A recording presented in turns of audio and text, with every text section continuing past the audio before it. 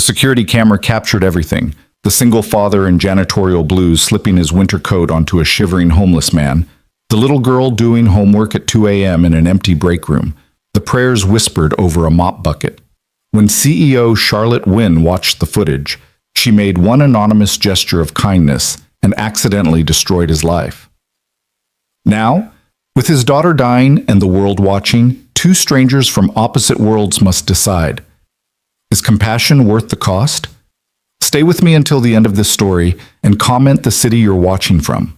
I want to see how far this journey of hope can reach. The Glass Ridge Corporate Center stood like a monument to American ambition. 43 floors of steel and glass piercing the Chicago skyline, its windows reflecting clouds by day and stars by night. During business hours, it pulsed with the energy of 1,000 professionals, lawyers in sharp suits, consultants clutching lattes, executives barking orders into Bluetooth earpieces. But after midnight, when the last ambitious associate finally abandoned their desk and the elevator banks fell silent, the building belonged to a different kind of worker entirely. Jacob Miles pushed his cleaning cart down the 32nd floor hallway, wheels squeaking softly against polished marble. The sound echoed in the emptiness, a lonely rhythm that had become the soundtrack of his life for the past 18 months. He was 36, but looked older, with premature silver threading through his dark hair and permanent shadows beneath his eyes. His janitorial uniform hung loose on a frame that had once been muscular, back when he'd worked the factory floor at Riverside Manufacturing before the plant closed and took 800 jobs with it. "Daddy, I finished my math worksheet." The small voice drifted from the break room at the corridor's end. Jacob smiled despite his exhaustion. That voice was the only thing that made the night shift bearable. Made anything bearable, really. "That's my smart girl," he called back, pausing his cart. "Double-check problem 7. You always flip the sign when you divide by a negative." A groan echoed down the hallway. "But I already checked it twice." "Third time's the charm, Hannah Banana." Jacob resumed his work, spraying glass cleaner on a conference room door and wiping in careful circles.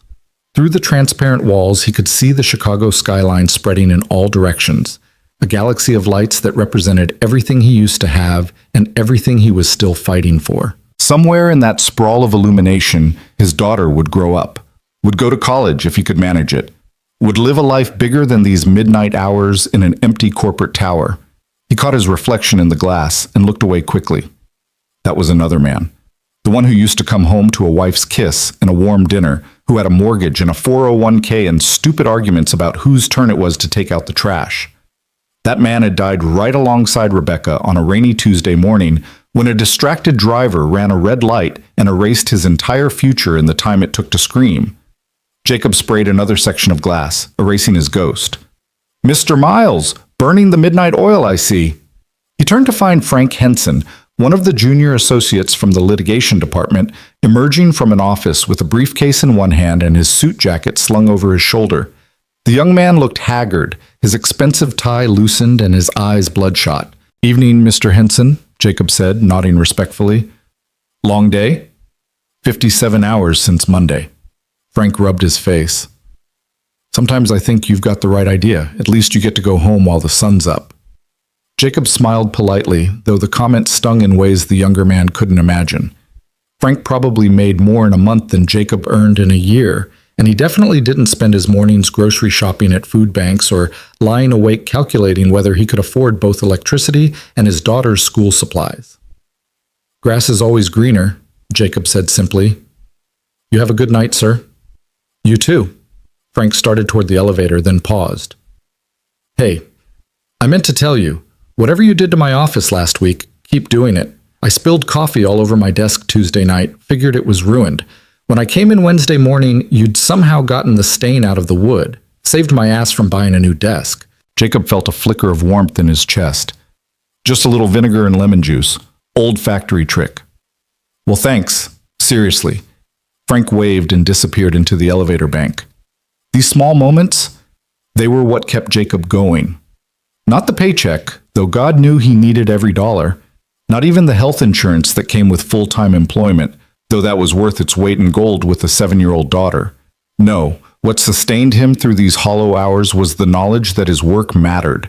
even if nobody usually noticed. A clean bathroom meant dignity for the woman on the 15th floor going through a divorce. Fixed lighting meant safety for the late-night paralegal walking to her car. Details mattered. Invisible work still mattered. His late wife Rebecca used to say he had the soul of a servant in the best possible way. "You see what needs doing," she'd told him once, running her fingers through his hair after he'd spent a Saturday fixing a neighbor's broken fence.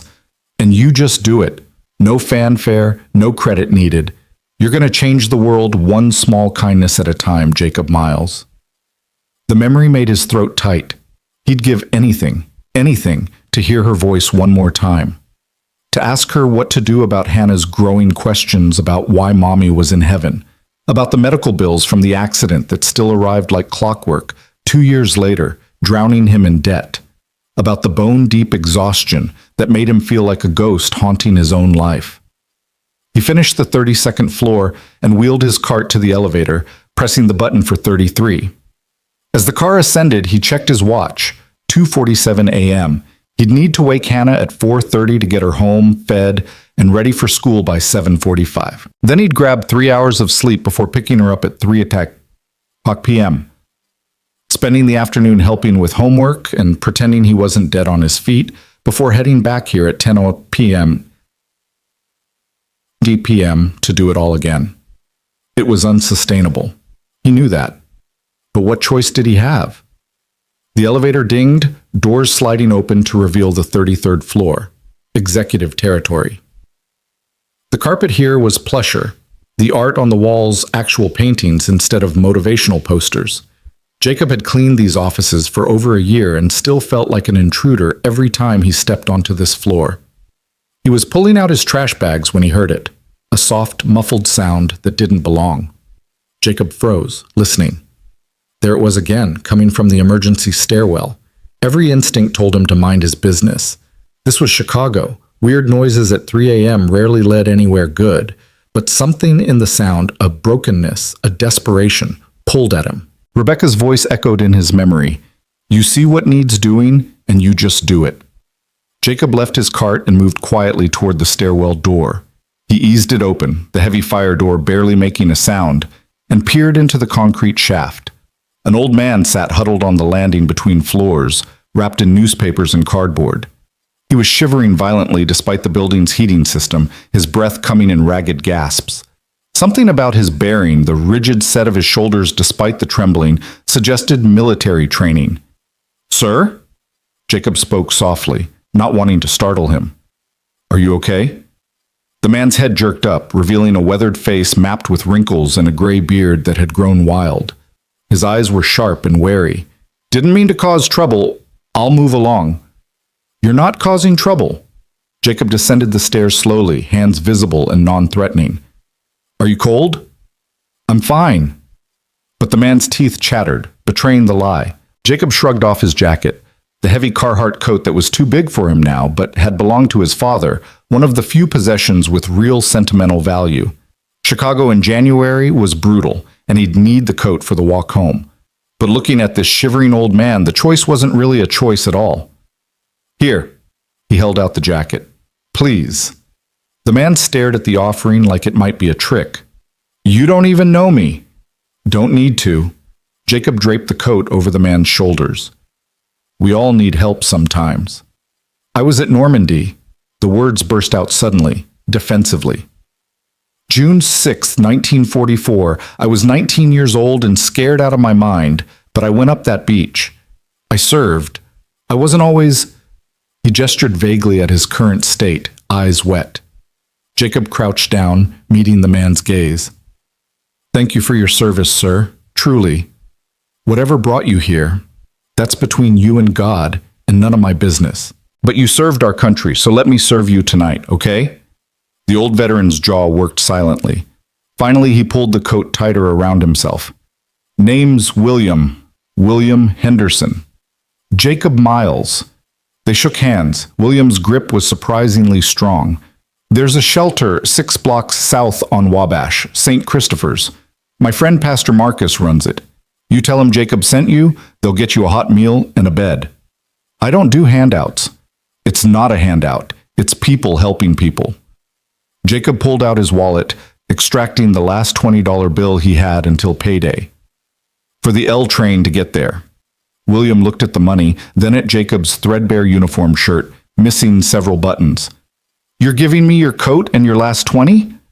I've got a daughter waiting for me down the hall. I've got a job and a roof over my head, even if it's a small one. You need this more than I do tonight." Jacob pressed the bill into William's hand. Sometimes we're blessed to be a blessing, you know? For a long moment, neither man spoke. Then William's weathered face crumpled, and he began to cry, deep, shuddering sobs that seemed to shake loose decades of accumulated pain. Jacob sat beside him on the cold concrete stairs and just waited, one hand on the old soldier's shoulder, letting him purge whatever demons had brought him to this moment. Finally, William wiped his eyes with the coat sleeve. "Thank you," he whispered hoarsely. "You'll never know what this means. Get warm. Get safe." Jacob stood, offering a hand to help William up. "And William? You did serve. You still matter. Don't let anybody tell you different." He made sure the veteran made it safely out of the building, watching through the lobby windows as William shuffled toward the L station in the pre-dawn darkness, Jacob's coat wrapped tightly around him. Then he turned back to the elevator, shirtless now, and already feeling the chill of the air conditioning. He'd figure something out. He always did. 43 floors above the lobby, Charlotte Wynne sat in her private office, watching the security monitor with an expression that hadn't changed in 17 minutes. Stunned disbelief. She'd rewind the footage twice already, watching the janitor, Jacob Miles, according to the employee database, give away his coat to a homeless man in the stairwell. Not a casual donation, but his coat. The one he'd arrived wearing. The one he'd clearly need for the walk home in 20-degree weather. Charlotte tapped a manicured nail against her mahogany desk, a habit that emerged when she was thinking hard. She was 43, elegant in an ice queen sort of way, with silver blonde hair always pulled into a perfect chignon and designer clothes that cost more than most people's monthly rent. Forbes had called her Chicago's most ruthless CEO last year. The Wall Street Journal dubbed her the guillotine for her efficiency in cutting unprofitable divisions. She'd built Glassridge Financial from a struggling regional firm into a national powerhouse through pure will and strategic brilliance. She was also, according to her ex-husband and most of her board members, emotionally unavailable, pathologically work-focused, and incapable of genuine human connection. But she wasn't heartless. Not really. Just protected. Charlotte zoomed the camera feed in on Jacob's face, the moment when he'd pressed that $20 bill into William's hand. The expression there wasn't martyrdom or self-righteousness. It was simple, unselfconscious kindness. The face of someone who helped because not helping was unthinkable. When was the last time Charlotte had seen that kind of goodness? The answer came immediately. Her father's face. Richard Wynne, who'd worked as a building maintenance supervisor for 37 years before a heart attack took him at 64, he died with $7,000 in his bank account and $1 million worth of stories about the people he'd helped. Charlotte had inherited his stubbornness and work ethic, but had deliberately abandoned what she saw as his foolish generosity. Look where kindness had gotten him, an early grave and a retirement plan that barely covered the funeral. No, Charlotte had learned early that sentiment was expensive and success required ruthlessness. But watching Jacob Miles on that security feed, something uncomfortable twisted in her chest, something that felt dangerously close to shame. She closed the security application and tried to focus on the quarterly report spreadsheet glowing on her other monitor. Revenue was up 34%. They'd exceeded projections in 7 of 9 divisions. The board meeting Friday would be a victory lap. Her eyes drifted back to the closed security application. With a frustrated sigh, Charlotte reopened it and switched to the break room camera on the 32nd floor. There, curled up on a worn couch, was a little girl with dark curls and her father's eyes. She'd fallen asleep over her homework, one hand still clutching a pencil, the other wrapped around a stuffed elephant that had clearly seen better days. Charlotte checked the timestamp, 3:22 a.m., a 7-year-old doing homework after 3 in the morning because her father couldn't afford childcare during his night shift. The uncomfortable feeling in Charlotte's chest intensified. She opened the HR database and pulled up Jacob Miles's employee file. The photo showed a man who looked younger, less hollowed out. Hired 18 months ago as a level 2 custodian. Perfect attendance record. No complaints, no incidents. The emergency contact section listed only one name, Hannah Miles. Relationship, daughter. Age 7. Charlotte clicked through to his employment application. Previous experience, 12 years as a factory supervisor at Riverside Manufacturing. Skills, mechanical repair, welding, quality control, equipment maintenance. He'd taken a massive step down to work here, probably because the custodial job came with health insurance. She shouldn't care. She employed 3,400 people across 17 locations. She couldn't know all their stories, couldn't shoulder all their burdens. That's what HR was for. That's what benefit packages were designed to handle. But she did care. Against every instinct she'd carefully cultivated, Charlotte Wynne cared about the man cleaning her building who gave away his coat to strangers and brought his daughter to work because he had no other choice. The realization terrified her. Jacob returned to the break room to find Hannah still asleep on the couch, her homework scattered around her like fallen leaves. He smiled despite his exhaustion and his missing coat, crouching beside her to gently brush curls from her forehead. "Hannah Banana," he whispered.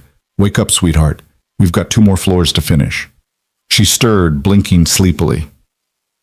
"Is it morning?" "Not yet. Just a little more work, then we'll go home." He kissed her forehead. "How's that math looking?" Hannah yawned and grabbed her worksheet. "Problem 7 is still confusing." "Show me." They sat together on the couch, shoulders touching, working through the equation. This was their routine. Homework in stolen moments between cleaning offices, life lessons taught in empty corporate break rooms. It wasn't ideal. It wasn't what Jacob wanted for his daughter. But it was what they had, and he'd learned that gratitude for what you had was better than bitterness about what you'd lost. Ooh. Hannah's face lit up with understanding. You flipped the sign, because dividing by -3 is like multiplying by -1/3. "There's my genius," Jacob hugged her tight. "You got it." "Daddy?" "Yeah, baby?" "Where's your coat?" Jacob had hoped she wouldn't notice. "I gave it to someone who needed it more." Hannah's dark eyes, so much like her mother's, studied his face. She was too perceptive for 7, too aware of struggle and sacrifice. It made Jacob's heart ache. "Are we going to be okay?" "Always." He made his voice firm, confident. "You and me, we're a team, and our team is unbeatable." "Like the Avengers?" "Better. We're the Miles family. We've got superpowers they don't even have movies about yet." That earned him a giggle. "What's our superpower?" Jacob pretended to think hard. "We can clean an entire floor faster than the Flash. We're smarter than Iron Man." "You're smarter than Iron Man. I just know fractions. And most importantly, we've got the biggest hearts in the universe. That's our real superpower, Hannah. We love bigger than anybody." She hugged him fiercely, her small arms surprisingly strong around his neck. "I love you, Daddy." "Love you more, baby. Love you most." They finished the last 2 floors together, Hannah emptying small trash cans while Jacob tackled the heavier work. He caught her several times pausing to straighten picture frames on walls or pick up stray paper clips from carpets. His daughter, learning his attention to detail, his care for invisible work. Pride and heartbreak warred in his chest. He wanted so much more for her than this. At 5:15 a.m., Jacob locked his cart in the maintenance closet and gathered their things. Hannah was yawning constantly now, her elephant clutched under one arm, her backpack dragging. He scooped her up. She was getting too big for this, but she'd always be his baby, and carried her toward the elevator. As they passed the 33rd floor reception area, he paused. Something was different. There, on the security desk, sat a brown paper bag that definitely hadn't been there before. His name was written on it in elegant handwriting, Jacob Miles. Confused, he set Hannah down and approached the bag. Inside, he found a brand new winter coat, much nicer than the one he'd given away, and a note on expensive cardstock. "Your kindness was witnessed. Please accept this small token of gratitude from someone who believes the world needs more people like you." No signature. No indication of who'd left it. Jacob's hands trembled as he held the coat. It was quality, real wool, perfectly his size, worth at least $200. Someone had watched him help William. Someone had cared enough to replace what he'd sacrificed. "Daddy, Is that a present? Hannah peered into the bag. I think so, sweetie. Who from? Jacob reread the note, his vision blurring slightly. An angel, maybe. He put on the coat, it fit perfectly, and gathered Hannah back into his arms. As the elevator descended toward the lobby and the cold Chicago dawn, Jacob sent up a silent prayer of gratitude.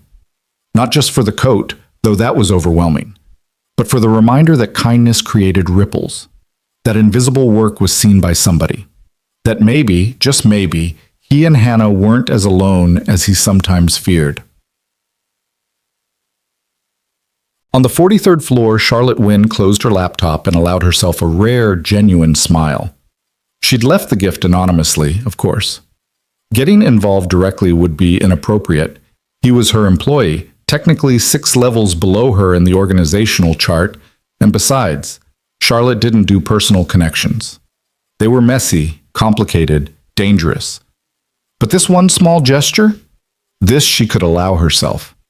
Charlotte gathered her things and rode the private executive elevator down to the parking garage. Her driver waited beside the Mercedes, but she waved him off. I'll drive myself today, Michael. Ma'am? He looked confused. In 3 years, she'd never once driven herself home. Just feel like it. She slid behind the wheel and sat there for a moment, engine idling, watching the security camera feed on her phone one last time. There was Jacob Miles, emerging from the lobby with his daughter in his arms and Charlotte's coat wrapped around his shoulders. He was smiling, really smiling, the kind that reached his eyes and transformed his whole face. And he was saying something to the little girl that made her laugh. Charlotte watched until they disappeared around the corner, heading toward whatever bus or train would carry them to whatever modest home they could afford. Then she drove to her Lakeshore Drive penthouse, 4,000 square feet of Italian marble and floor-to-ceiling windows overlooking Lake Michigan, and stood in the silence of her empty living room, wondering why success suddenly felt less like victory and more like a very expensive cage. Her phone buzzed with a text from her assistant. Board meeting moved to 8 a.m. Friday. Hendricks wants to discuss Q1 projections. Charlotte deleted the message without responding and walked to her window, watching dawn break over the frozen lake. Somewhere in this city of millions, a single father and his daughter were probably arriving home right now. He'd probably make her breakfast, get her ready for school, then collapse into bed for a few precious hours of sleep before doing it all again. And tomorrow night, she'd watch him on those security feeds again. Not because she needed to monitor employee behavior or company property, but because something in his quiet, unself-conscious goodness had awakened something in her she'd thought dead for years. Hope, maybe. Or hunger. Or the terrifying possibility that there was still time to become someone her father would be proud of. Charlotte pressed her palm against the cold glass and made a decision. She'd find other ways to help Jacob Miles. Quietly. Anonymously. Small gestures that wouldn't cross lines or create complications. What could possibly go wrong with a little anonymous kindness? The answer to that question would come soon enough, delivered by security footage and a supervisor's bitter jealousy, destroying lives in ways Charlotte could never have imagined. But for now, in the soft light of dawn breaking over Chicago, 2 strangers stood at their respective windows, one in a penthouse, one in a tiny apartment across town, both hoping, for different reasons, that tomorrow night might bring another chance to do something good. Neither knew they'd already set in motion events that would challenge everything they believed about kindness, sacrifice, and the true cost of caring in a world that often punished the best parts of humanity. The security cameras kept recording, patient and indifferent, capturing every moment for whatever reckoning was to come. The anonymous coat should have been the end of it. A small kindness witnessed, a small kindness returned. But Charlotte Wynne had spent 20 years building a corporate empire on the principle that you could never do just enough. Excellence demanded excess. Success required going further than necessary. So 3 nights after leaving the coat, she found herself back at her desk at 2 a.m., ostensibly reviewing acquisition proposals, but actually watching the security feeds again. Jacob was on the 28th floor, meticulously cleaning the windows of the corner office that belonged to Gerald Hendricks, the company's chief financial officer and Charlotte's most persistent board rival. She watched Jacob spray and wipe in perfect overlapping circles, his reflection ghosting across the glass alongside the glittering city beyond. Hannah was in her usual spot in the break room, but tonight she wasn't doing homework. She was drawing, tongue poking out in concentration, surrounded by scattered crayons and crumpled false starts. Every few minutes she'd hold up her current attempt, squint critically, then crumple it and start again. Charlotte zoomed the camera in. The drawing appeared to be a family portrait, stick figures holding hands beneath a smiling sun, but there were only two figures. A tall one labeled Daddy and a small one labeled Me. No third person, no mother. The realization hit Charlotte with unexpected force. She'd read the employee file, seen widowed in the marital status field, but somehow it hadn't fully registered until this moment. Jacob Miles was alone in this. Completely alone, raising a 7-year-old daughter while working a night shift that barely kept them afloat.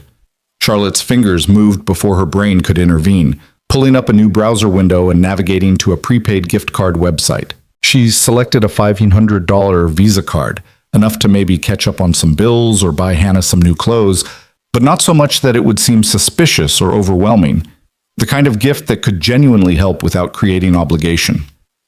She had the card delivered to the office the next day, tucked into an unmarked envelope with a simple note.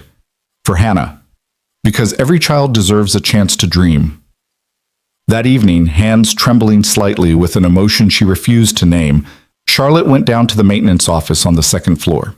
It was 7 p.m., well before the night shift arrived, and the cramped room was empty. Metal lockers lined one wall, each labeled with an employee name. She found Jacob's easily. Locker 47, slightly dented, the kind of detail that suggested a long history of use. The lock was a simple combination type. Charlotte felt briefly ridiculous standing in a janitor's locker room in her $3,000 suit, about to leave an anonymous gift like some kind of corporate Santa Claus. But she thought of Hannah's drawing, those two stick figures alone against the world, and her resolve hardened. She slipped the envelope through the locker's ventilation slits and left quickly, heels clicking against linoleum, already second-guessing the impulse. This was getting complicated. First the coat, now cash. She was crossing lines, getting emotionally involved with an employee she'd never even spoken to. It was exactly the kind of sentimental thinking she'd spent her career avoiding. But it was done now. And maybe, she told herself as the elevator carried her back to the executive floor, maybe this would be the last time. One coat, one gift card. 2 small acts of kindness, and then she'd stop watching the security feeds and return to her regularly scheduled programming of quarterly reports and hostile takeovers. Charlotte Wynne had never been particularly good at lying, even to herself. 3 days passed before Jacob worked up the courage to open the envelope he'd found in his locker. He'd known immediately it wasn't official correspondence. The company put memos in the lockers sometimes, safety updates or schedule changes, but those came in standard manila envelopes with the Glass Ridge logo. This envelope was expensive cream card stock, the kind you saw at weddings.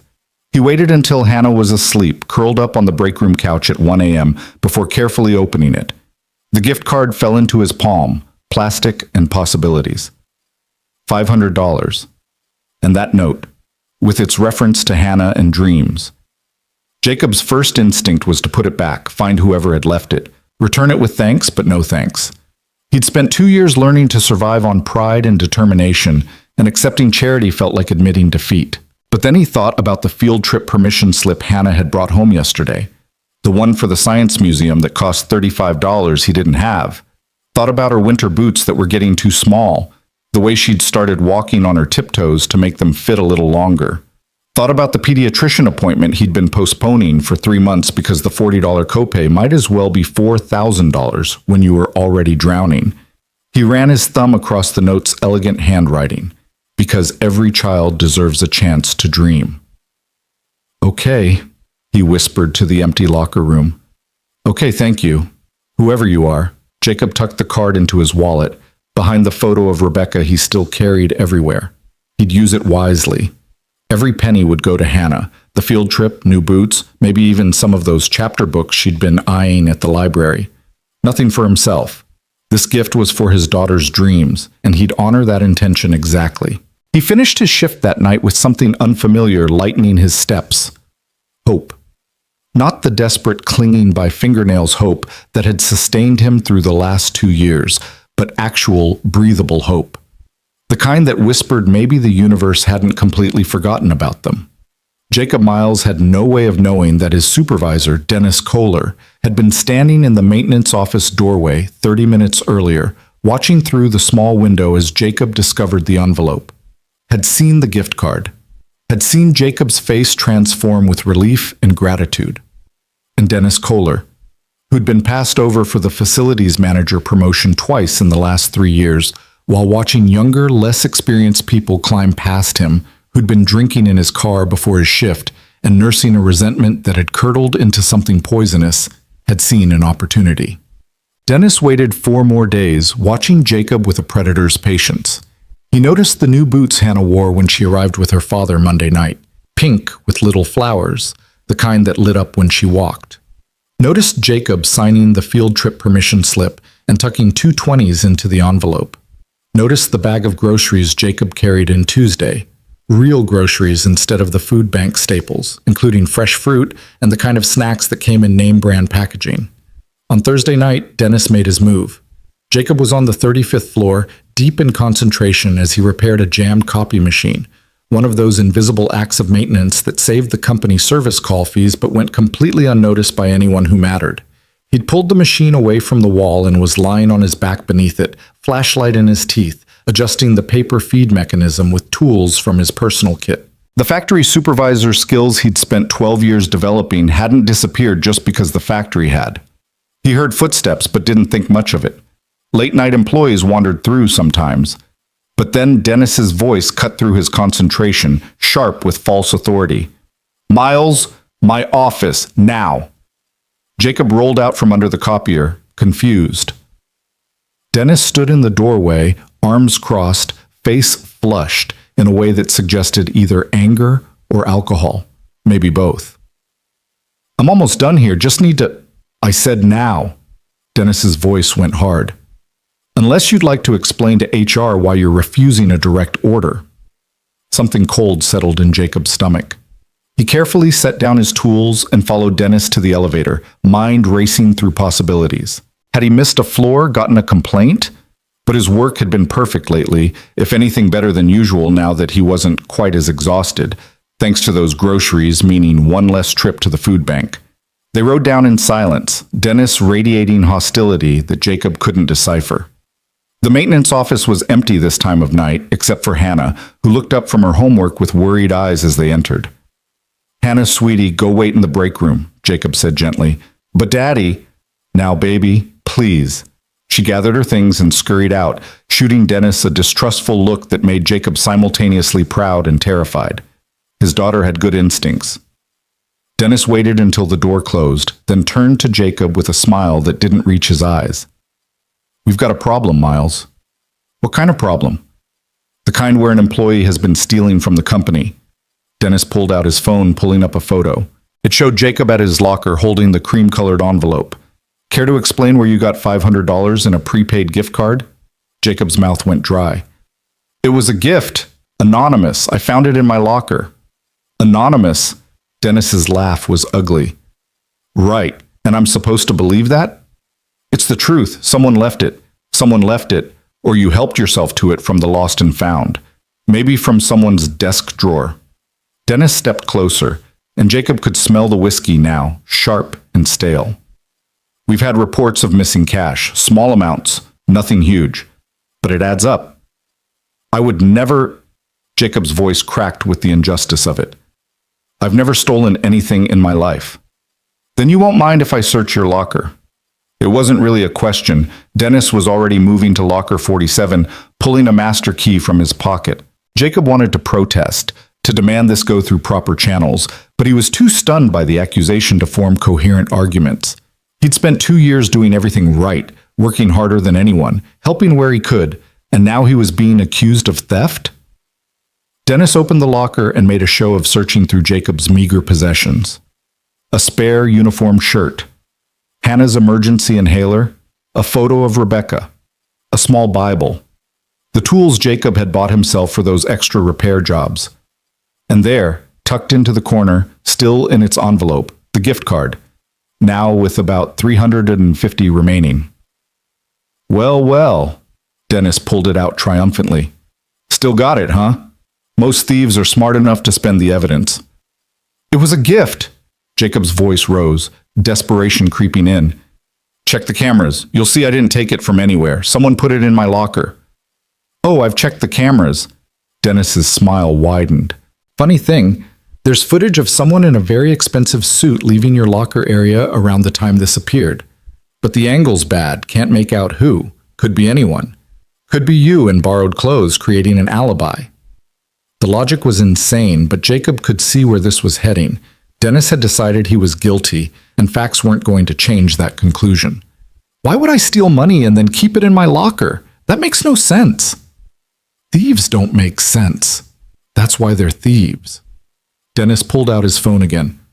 I'm calling security. No, please. Jacob hated the pleading in his voice, but he had no choice. I need this job. My daughter. I have a daughter. She needs the health insurance. Please just should have thought of that before you started stealing. The next 20 minutes were a blur of humiliation. Security arrived. 2 guards Jacob had always been friendly with, who now wouldn't meet his eyes. Dennis recited his accusations with the enthusiasm of a man who'd finally found someone beneath him to crush. Jacob tried to explain about the anonymous gift, the coat before it, the note about Hannah's dreams, but it all sounded increasingly desperate even to his own ears. And then Hannah appeared in the doorway. My daddy didn't steal anything. Her small voice cut through the adult conversation like a bell. She'd obviously been listening from the break room, and now she rushed to Jacob's side, wrapping her arms around his waist. He's a good person. He helps people. Hannah, go back to the break room, Jacob started. No. Tears streamed down her face, and she turned to Dennis with 7-year-old fury. You're mean. My daddy works so hard, and you're being mean to him. Dennis's face darkened.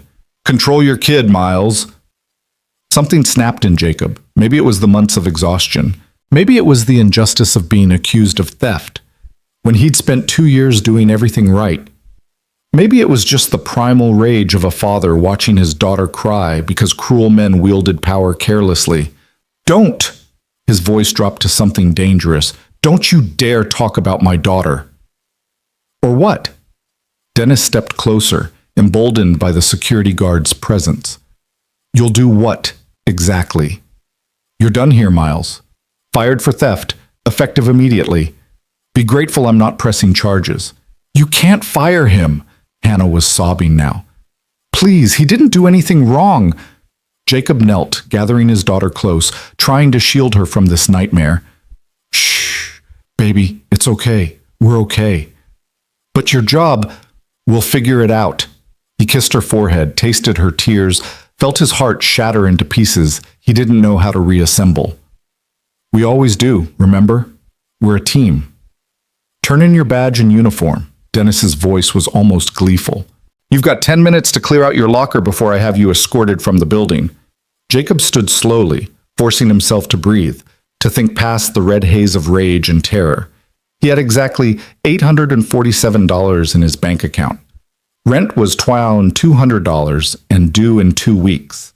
Hannah's school supplies needed replenishing. They had maybe 3 weeks of food if he stretched every meal. And now he had no job, no health insurance, no way to provide for his daughter. He gathered his belongings in silence while Hannah clung to his leg, hiccuping through her tears. The security guards watched uncomfortably, probably knowing this was wrong, but unwilling to challenge Dennis's authority. Jacob's hand shook as he pulled his personal tools from the locker, the Bible, Rebecca's photo.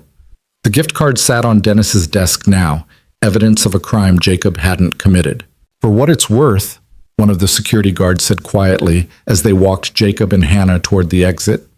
I don't think you did it, man. Dennis has always been a piece of work. Doesn't matter what you think, Jacob said flatly.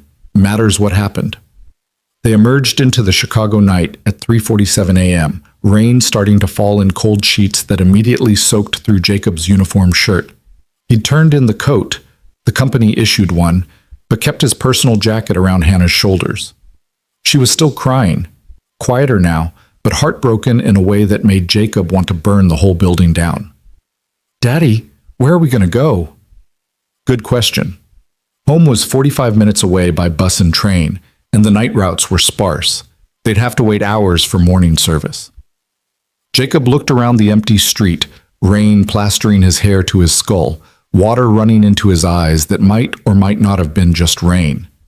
"St. Christopher's," he said finally. "Pastor Marcus will let us wait in the shelter until morning." They walked through the rain, Hannah stumbling with exhaustion, Jacob carrying their meager possessions in a plastic bag. The same route he'd sent William Henderson down 2 weeks ago, looking for warmth and safety. The symmetry wasn't lost on him. The helper needing help, the giver receiving nothing. Pastor Marcus took one look at them and asked no questions, just ushered them into his small office with towels and hot coffee. Hannah fell asleep immediately on the worn couch, and Jacob sat in silence, watching his daughter breathe, trying to figure out how he was going to survive the next 24 hours, much less the next 24 years of raising her alone. Charlotte Wynne learned about the firing at 7:30 a.m. when her assistant mentioned in passing that there'd been an incident in the overnight shift. "What kind of incident?" Charlotte asked, not looking up from her laptop. "One of the custodians was fired for theft. Dennis Kohler caught him with a stolen gift card." Charlotte's blood went cold. Her fingers froze on the keyboard. "Which custodian?"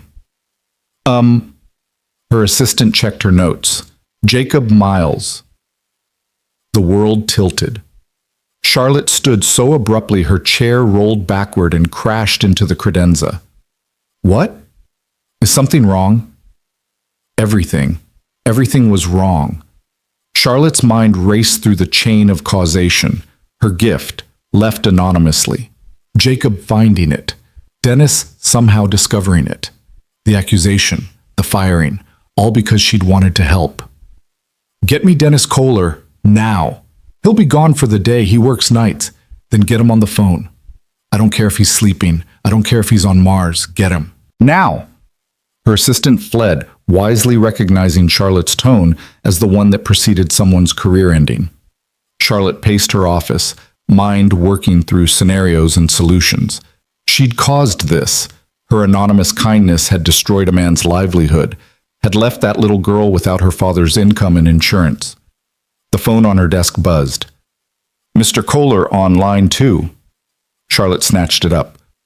"What the hell happened last night?" Dennis's voice was thick with sleep and irritation. "Ms. Wynne, is there a problem?" "You fired Jacob Miles." "For theft, yes. He had a $500 gift card he couldn't explain. Clear grounds for—" "It wasn't theft." Charlotte forced herself to speak calmly, coldly, channeling all her fury into ice.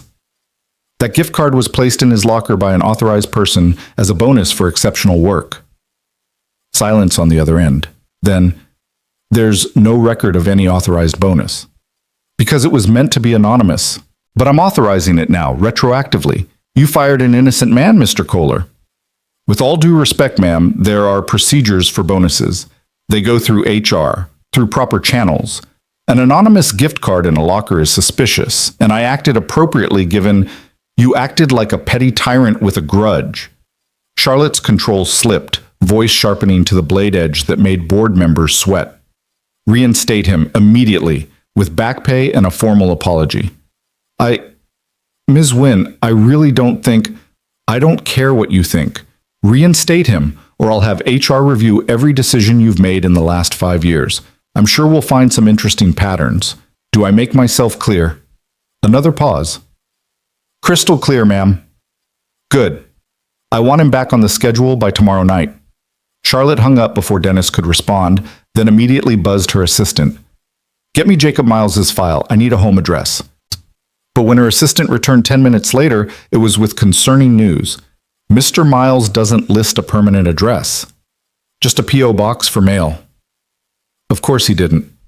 He probably couldn't afford stable housing, probably moved between cheap motels or stayed with friends. Charlotte had just cost a homeless single father his only source of income. "Find him," she said. "I don't care how. Use whatever resources necessary. Find Jacob Miles and tell him he's been reinstated." She spent the rest of the day in meetings she couldn't focus on. Through lunch, she didn't taste. Past dinner, she forgot to eat. Her assistant finally located Jacob at St. Christopher's shelter around 8 p.m. Charlotte dispatched a car with a message. His firing had been a mistake. He was reinstated with a formal apology, and please report to work tomorrow night. But sitting in her office at midnight, watching the security feeds from the empty maintenance office, Charlotte knew the message wasn't enough. She tried to help anonymously and nearly destroyed him. She tried to fix it from a distance and probably humiliated him further.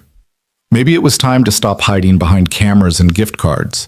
Maybe it was time to actually talk to Jacob Miles like a human being. The thought terrified her more than any hostile takeover or board rebellion ever had. Jacob reported to work the next night with Hannah in tow, neither of them quite believing the message was real. The car that had arrived at the shelter had seemed too fancy, the apology too formal, the whole thing too good to be true. But Pastor Marcus had urged him to at least check, and Jacob had nothing else resembling a plan. Dennis was waiting in the maintenance office, looking like he'd swallowed glass. Miles, about last night. Don't. Jacob's voice was flat. Just tell me if I really have my job back or if this is some kind of sick joke. You're reinstated, full back pay. It was a misunderstanding. The word clearly caused Dennis physical pain. The gift card was authorized after all. Authorized by who? Dennis's jaw clenched. Above my pay grade, just get back to work. Jacob stood there trying to process this reversal. Someone had overridden Dennis, someone powerful enough to make a supervisor eat crow and reinstate a fired employee overnight. The same someone who had left the coat and the gift card? One more thing, Dennis said, pulling an envelope from his desk. You're being transferred, new position, different shift. Ice flooded Jacob's veins. What? Facility maintenance mechanic, day shift, Monday through Friday, 8 to 5. $18 an hour instead of $13. Benefits package stays the same. Dennis thrust the envelope at Jacob like it burned his fingers. Starts Monday. You'll be working in the warehouse facility across town, maintaining equipment, fixing machinery, your factory experience finally being put to use. Jacob took the envelope with numb fingers. This wasn't just reinstatement. This was a promotion. A massive promotion that would change everything. Daylight hours meant Hannah could have a normal childhood, a real bedroom, could stop doing homework at 2 a.m. Better pay meant actual security, maybe even savings. I don't understand, he whispered. Neither do I. Dennis's expression was sour with resentment. But apparently someone very high up thinks you walk on water. Congratulations, Miles. You've got a guardian angel. After Dennis left, Jacob sat in the empty maintenance office, staring at the transfer paperwork. Hannah climbed into his lap, and he held her tight, breathing in the kid shampoo smell of her hair. Daddy? Is it good news? Yeah, baby, really good news. His voice cracked. You're going to have a normal life, real bedtimes, real dinners. I'll pick you up from school every day. Really? Hannah's face lit up with hope that stabbed straight through his heart. Every day? Every single day. He kissed her forehead. Someone's been helping us, Hannah. Someone we don't even know. An angel, she said confidently, echoing his words from that night with the coat. Angels help people who help people. That's what Mommy used to say. Rebecca had said that. In another lifetime, when the world made sense and good things happened to good people more than once in a blue moon. Jacob didn't know who his guardian angel was, but he made a silent promise to the universe. He'd pay this forward. Somehow, someday, he'd be someone else's anonymous miracle. He had no idea that his mysterious benefactor was at that moment sitting in her penthouse office, watching him on security feeds, tears streaming down her face for the first time in 5 years. Charlotte Wynne had bought a man's life back with a single phone call, and the relief flooding through her was so intense it felt like resurrection. But she'd also learned a terrifying lesson. Anonymous kindness was a minefield. Good intentions weren't enough. If she wanted to help Jacob Miles, and God help her, she did, she needed to do it right. Which meant she needed to actually meet him, talk to him, stop playing fairy godmother from behind a camera and actually engage like a human being. The prospect made her want to vomit. Charlotte Wynne didn't do vulnerable, didn't do personal.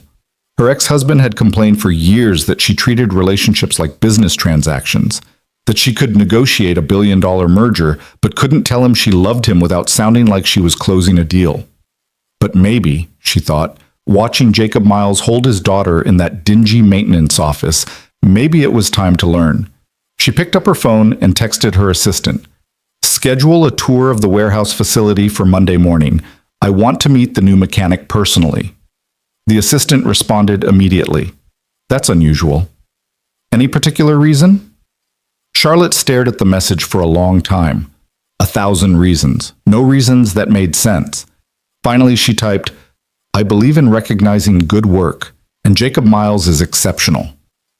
She hit send before she could overthink it, then turned back to the security feeds for one last look. Jacob and Hannah were leaving now, her hand in his, both of them walking with lighter steps than they'd had in months. You're welcome, Charlotte whispered to the empty office.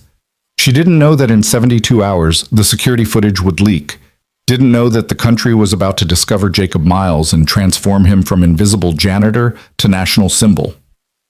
Didn't know that the cameras she'd used to witness his kindness would become the weapon that destroyed both their lives.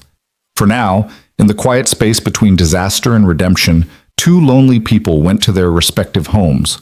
One to a small apartment that finally felt like possibility. One to a massive penthouse that finally felt like a prison. And both slept better than they had in months. The storm was coming. But tonight, for just a few hours, there was peace. The peace lasted exactly 3 days. Monday morning arrived with the kind of crisp November sunshine that made Chicago almost bearable. And Jacob woke up at 6 a.m. for the first time in 18 months without feeling like death warmed over. Hannah was still asleep in her bed, an actual bed, not a couch in a corporate break room, and the sight of her peaceful face made his chest ache with gratitude so intense it was almost painful. He made her pancakes for breakfast, real pancakes, from scratch, not the frozen kind you microwaved. She ate them drowsy and delighted, syrup on her chin, chattering about a book report she was excited to write, instead of dreading the homework she'd have to finish after midnight. You're really going to pick me up today? She asked for the third time, as if repetition would make the miracle more real. 3:15, right outside the main entrance, Jacob confirmed, braiding her hair the way Rebecca used to. He wasn't as good at it, but he was getting better. Every single day from now on, baby. Promise. He walked her to the bus stop, kissed her forehead, watched the yellow school bus swallow her up, and carry her toward a normal childhood. Then, he stood on that corner for a long moment, face tilted toward the sun, letting himself feel something he'd almost forgotten, hope that wasn't laced with desperation. The warehouse facility was a 40-minute bus ride across town, a sprawling complex of industrial buildings where Glass Ridge stored supplies and maintained equipment for all their Chicago locations. Jacob arrived 20 minutes early, nervous energy propelling him through the doors and toward the maintenance supervisor's office. The supervisor, a gruff but fair-seeming man named Ray Cooper, greeted him with a firm handshake. You're Miles? Heard good things. Used to be a factory supervisor at Riverside? 12 years, Jacob confirmed. Then you'll do fine here. We've got hydraulic systems that need constant attention, conveyor belts that jam every other Tuesday, and about 40 pieces of equipment that should have been replaced a decade ago, but management keeps patching them together. Ray grinned. Basically, job security for anyone who knows their way around a wrench. Jacob felt something unknot in his shoulders. This was work he understood, work he was good at. When do I start? Right now, but first. Ray checked his watch. CEO's coming by for some kind of inspection tour. Upper management wants all the new hires lined up to meet her. Political theater, you know how it is. Jacob's stomach dropped. The CEO? Charlotte Wynn? The Ice Queen herself. Ray didn't notice Jacob's sudden tension. Don't worry, she probably won't even remember your name. Just shake her hand, say, yes ma'am, and get back to work. But Jacob's mind was racing. Charlotte Wynn was coming here today, his first day. The same day he started a mysteriously generous promotion that had appeared out of nowhere after he was fired for a gift card that had also appeared out of nowhere. The same gift card someone above Dennis's pay grade had authorized. His guardian angel wasn't an angel at all. It was the CEO. The realization hit him like cold water. All those small miracles, the coat, the gift card, the reinstatement, this promotion, they weren't divine intervention or random kindness. They were Charlotte Wynn, watching him on security cameras, deciding he was some kind of charity case worth saving. The gratitude he'd felt all morning curdled into something complicated and uncomfortable. He didn't want to be anyone's project, didn't want to owe his survival to a billionaire's whim. But before he could process the implications, Ray was herding him and 3 other new employees into the main warehouse floor, lining them up like school children awaiting inspection. Jacob positioned himself at the end of the line, hoping maybe she wouldn't notice him, wouldn't make the connection. Then Charlotte Wynne walked through those warehouse doors, and every hope of invisibility evaporated. She was smaller than he'd expected from her reputation, maybe 5'6" in heels, but she carried herself with the kind of authority that made her seem taller. Her suit was ice blue, perfectly tailored, and her blonde hair was pulled back in a style so severe it looked painful. But her eyes, as they swept across the assembled employees, were nothing like the coldness he'd expected. They were searching, almost nervous, until they landed on him. Recognition flickered across her face for just a fraction of a second before her professional mask slammed back into place. "Good morning," she said, her voice carrying across the warehouse with practiced ease. "Thank you all for joining Glassridge. We believe in investing in people and recognizing talent regardless of where it's been hiding." Her gaze kept drifting back to Jacob, and he felt like an insect under a microscope. Ray introduced each new employee, and Charlotte shook hands, offered polite words, moved down the line with mechanical efficiency, until she reached Jacob. "And this is Jacob Miles," Ray said. 12 years factory experience, mechanical specialist. We're lucky to have him." Charlotte extended her hand, and Jacob took it because refusing would have been insane. Her grip was firm, businesslike, but her hand trembled slightly against his palm. "Mr. Miles." Her voice was carefully neutral. "Welcome to Glass Ridge." "Thank you, Ms. Wynne." He couldn't quite keep the edge from his tone. "It's been an eventful week." Something flickered in her eyes. Guilt? Fear? But she released his hand and moved on. The rest of the tour was a blur. Jacob went through the motions, nodded at appropriate times, but his mind was screaming questions he couldn't ask. Why him? What did she want? Was this genuine kindness or some kind of weird corporate experiment? The tour ended, Charlotte departed in her Mercedes with tinted windows, and Jacob threw himself into work with manic intensity. He rebuilt a hydraulic pump, cleared a jammed conveyor system, diagnosed an electrical issue that had been plaguing the loading dock for weeks. By lunch, Ray was looking at him like he'd discovered a secret weapon. "Where the hell have you been hiding?" Ray asked, watching Jacob expertly rewire a control panel. "This is work we usually contract out." "Just needed someone to give me a chance," Jacob said quietly. He thought about Charlotte Wynne's trembling hand, her guilty eyes. Maybe she had given him a chance. Maybe he should be grateful instead of resentful. But the feeling of being watched, of being someone's charity case, stuck in his throat like spoiled food. At 3:15, Jacob picked up Hannah from school for the first time in 18 months. She ran to him with a shriek of joy, backpack bouncing, and threw herself into his arms with enough force to nearly knock him over. "You came! You really came!" "Told you I would." He spun her around, her laughter bright as bells. "Every day, baby. This is our new normal." They took the bus home together, Hannah chattering about her day, her friends, her book report on dolphins. Normal kid concerns, normal kid joy.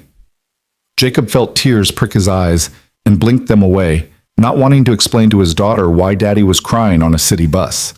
That evening, he made dinner, spaghetti with actual meat sauce, not just plain noodles, and they ate at their small table while Hannah did homework that didn't require her to stay up until 2 a.m. At 7:30, he tucked her into bed with a story and a prayer, and her stuffed elephant clutched tight. "Daddy," she mumbled, already half asleep. "Is this real, or is it going to go away?" The question broke his heart. "It's real, Hannah Banana. I promise." "Good," she yawned. "I like normal."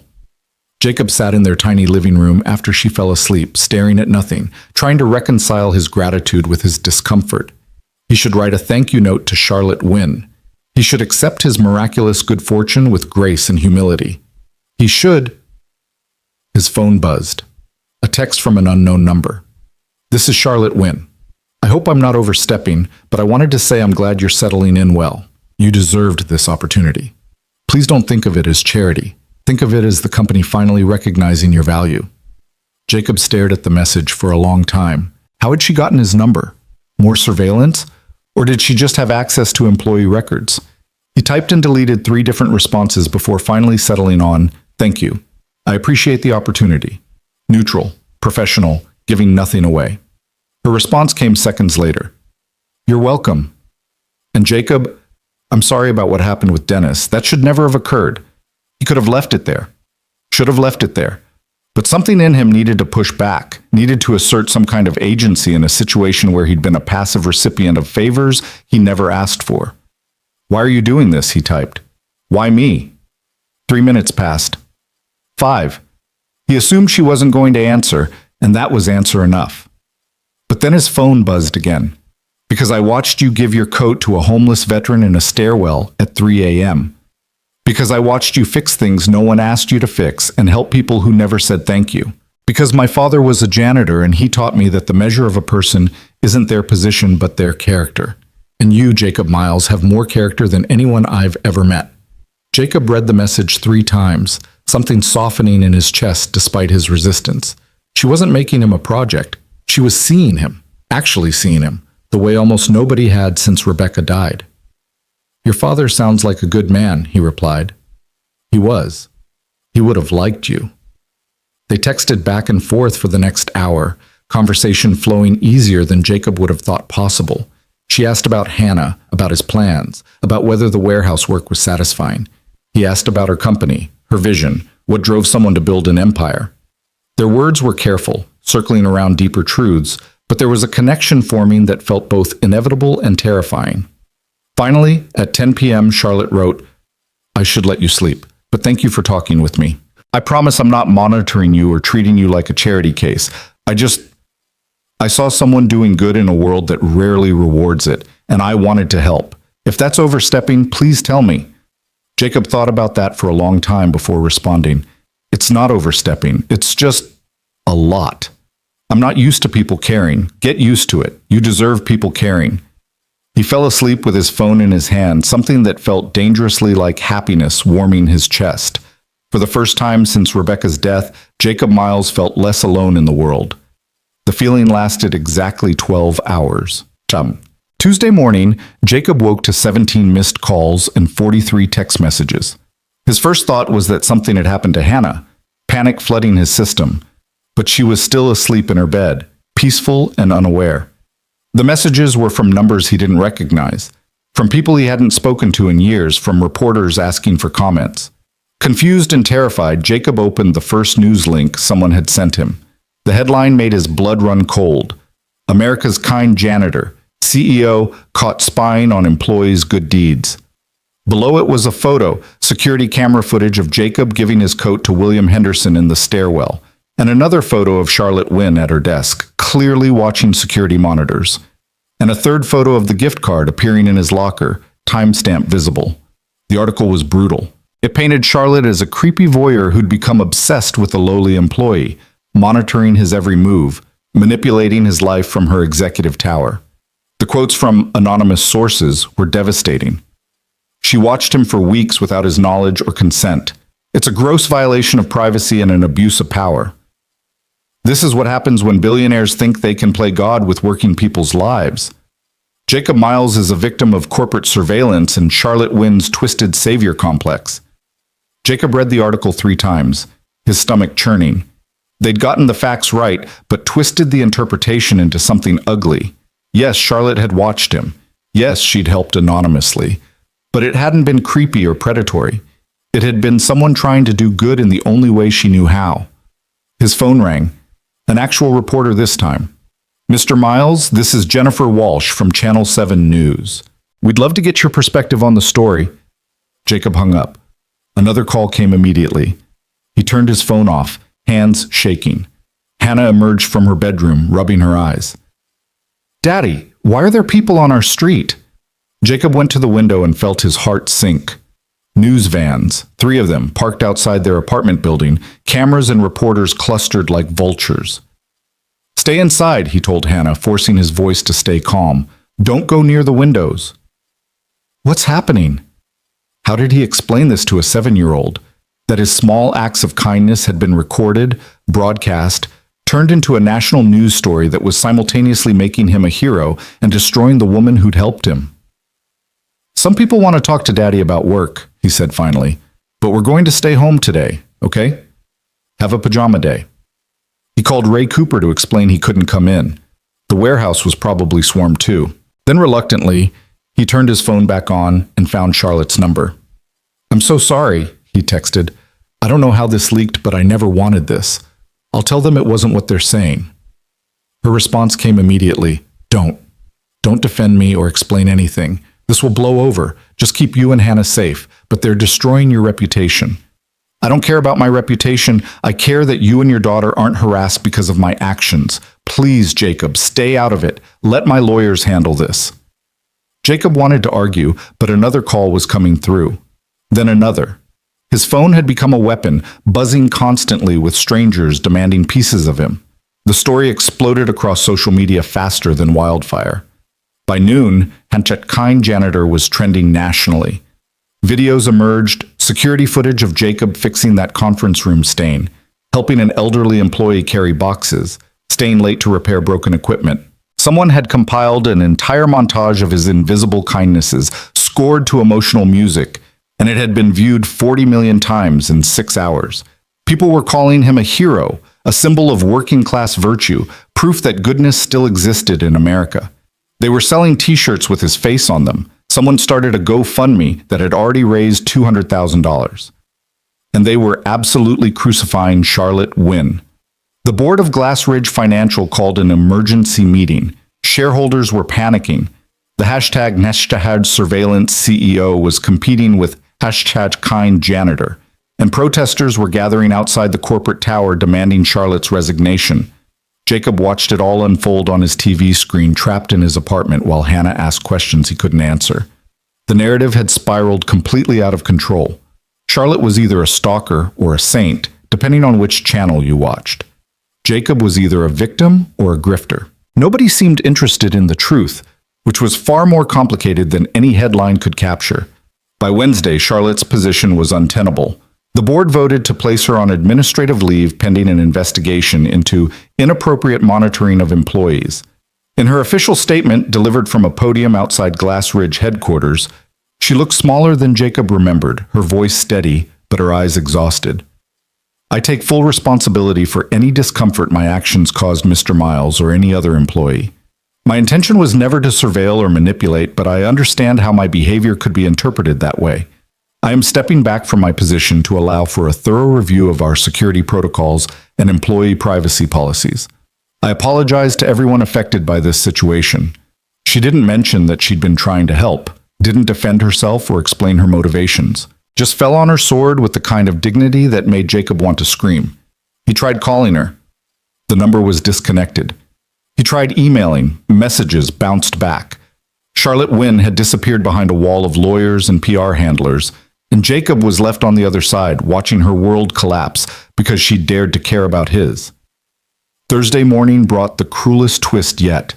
Hannah came running into the kitchen where Jacob was making breakfast, her face pale with terror.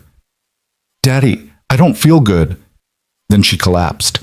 Jacob caught her before she hit the floor, his cook's hands suddenly medical, checking her pulse, her breathing, her pupils. She was conscious but weak, her heartbeat irregular beneath his fingers. "Hannah, baby, stay with me. What's wrong?" "My chest feels funny, like squeezing." Her voice was small and scared. Jacob's own heart stopped. He grabbed his phone, punched 911, gave their address to the operator with a voice that sounded nothing like his own. The ambulance arrived in 7 minutes that felt like 7 years, and he rode with Hannah to Northwestern Memorial, holding her small hand while paramedics worked and monitors beeped their mechanical alarm. At the hospital, a young ER doctor examined Hannah with efficient gentleness, while Jacob answered questions in a voice made of static and fear. Yes, she'd been tired lately.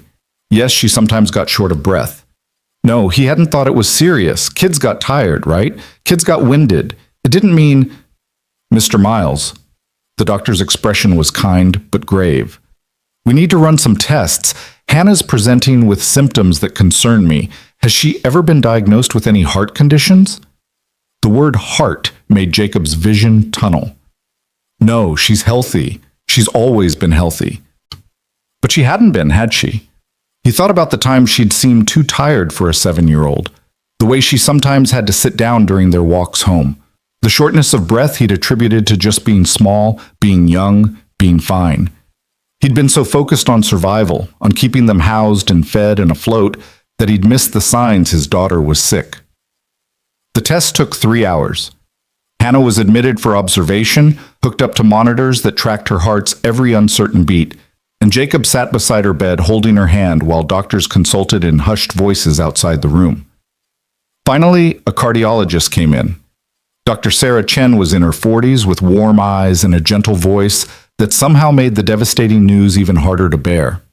Mr. Miles, Hannah has a congenital heart defect called tetralogy of Fallot. It's a combination of 4 abnormalities that affect blood flow through the heart. She was likely born with it, but the symptoms can be subtle in early childhood and worsen over time. Jacob's mouth was dry as desert sand. How do we fix it? Dr. Chen pulled up a chair, and Jacob knew from that gesture alone that the answer would be complicated. She needs open heart surgery. It's a complex procedure, but it has a high success rate. Without it, however, her condition will continue to deteriorate. She'll have increasing difficulty breathing, reduced stamina, and eventually heart failure. The room tilted. When? As soon as possible. The next available surgical slot is in 2 weeks, but honestly, I'd prefer to do it sooner. Her oxygen levels are concerning. How much? Jacob's voice was barely a whisper. How much does the surgery cost? Dr. Chen's pause told him everything.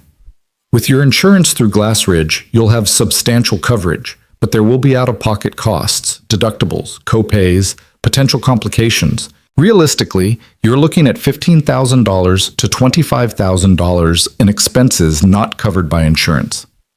$25,000. Jacob had $847 in his bank account. The GoFundMe that strangers had started for him had money, but touching that felt wrong, felt like profiting from the chaos that had destroyed Charlotte's life. He'd been at his new job for exactly 4 days, hadn't even received his first paycheck. Is there a payment plan?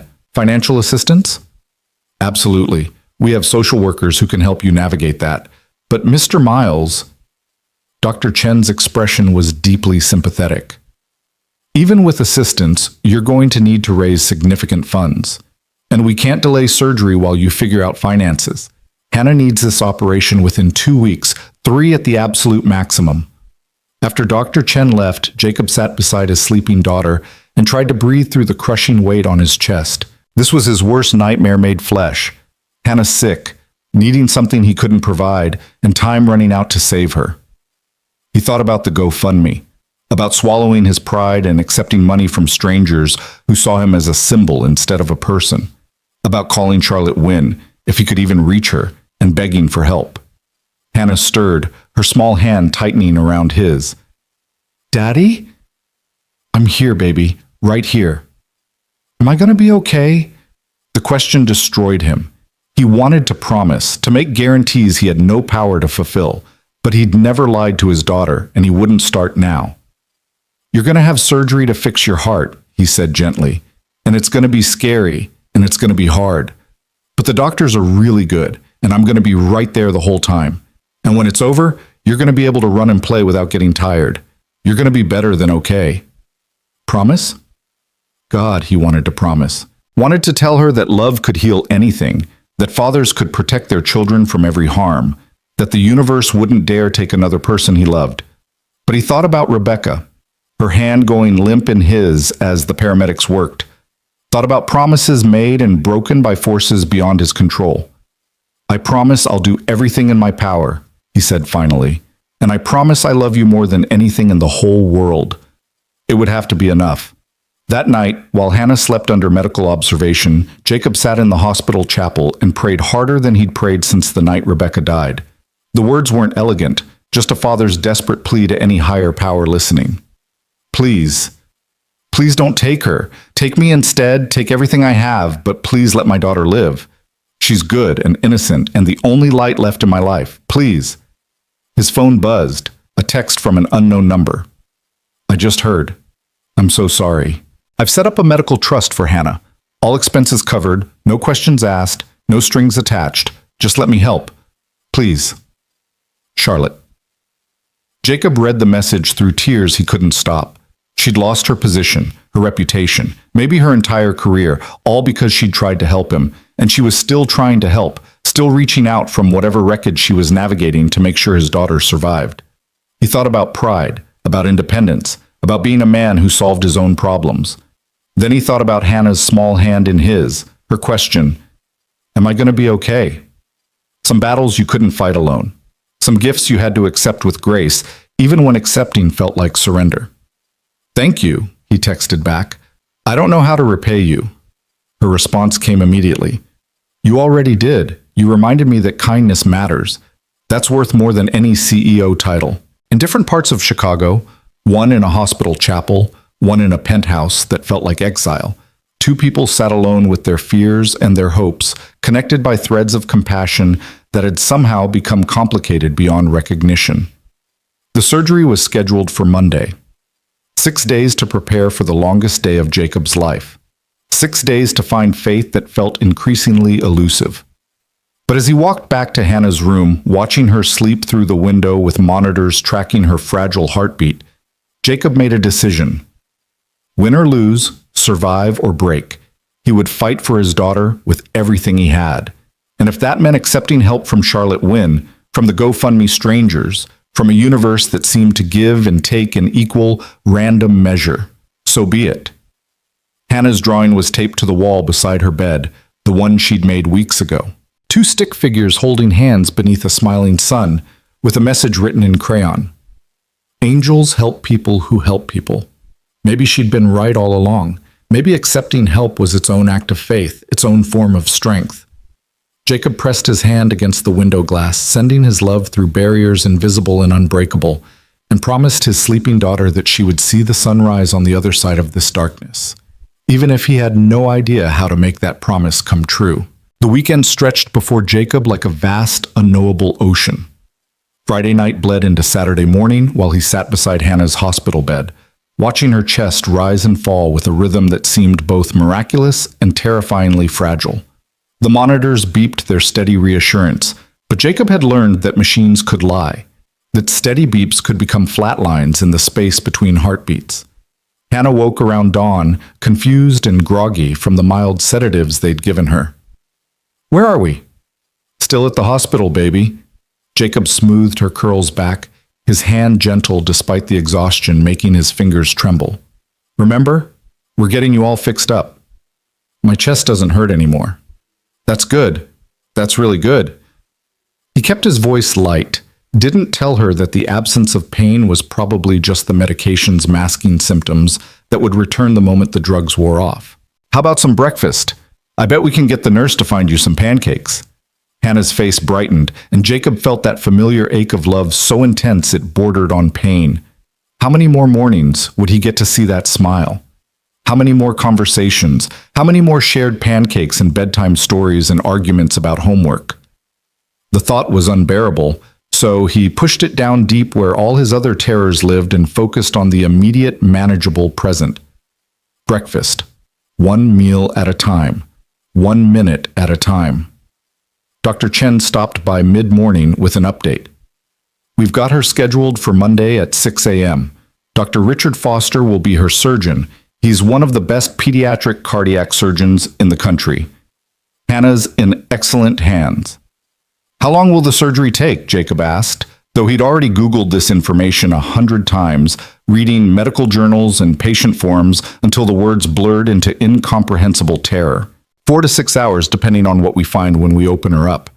The recovery will be several days in the ICU, then potentially a week or more in the regular pediatric ward. Dr. Chen's expression was professionally sympathetic. "I know it's frightening, Mr. Miles, but tetralogy of phalate repairs have a success rate above 95%. Hannah's young and otherwise healthy. The odds are very much in her favor." 95%, which meant 5% didn't make it. 1 in 20 children went into that operating room and never came back out. Jacob knew statistics were cold comfort, that someone's child had to be that 5%, that prayers and hope and desperate love didn't actually influence surgical outcomes.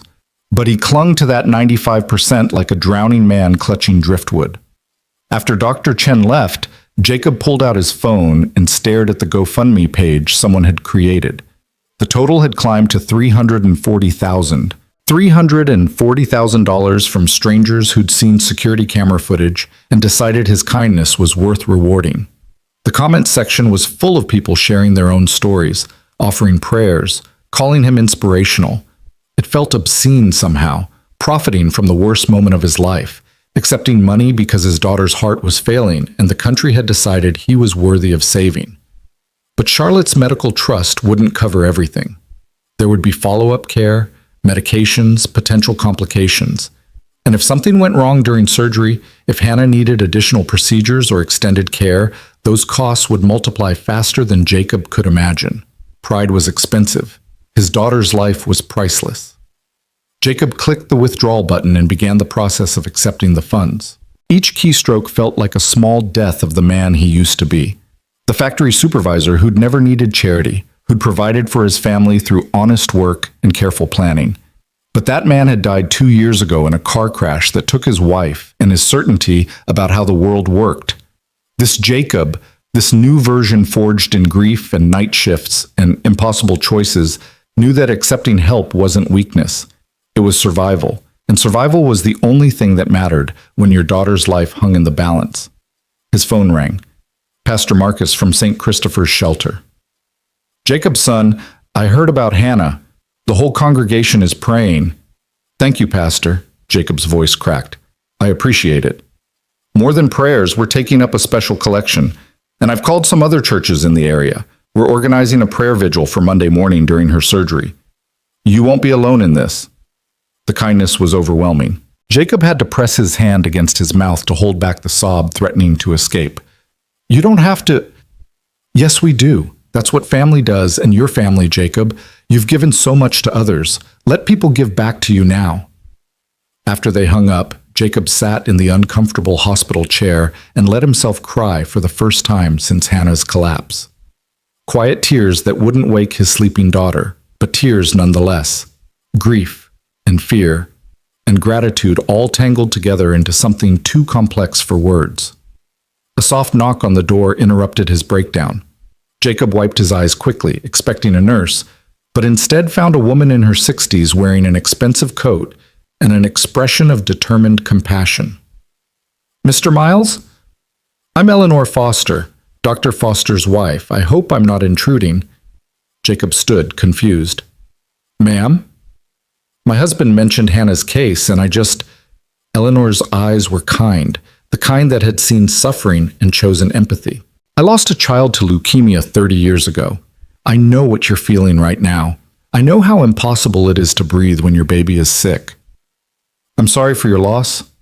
The words felt inadequate, but Jacob didn't know what else to say. "Thank you.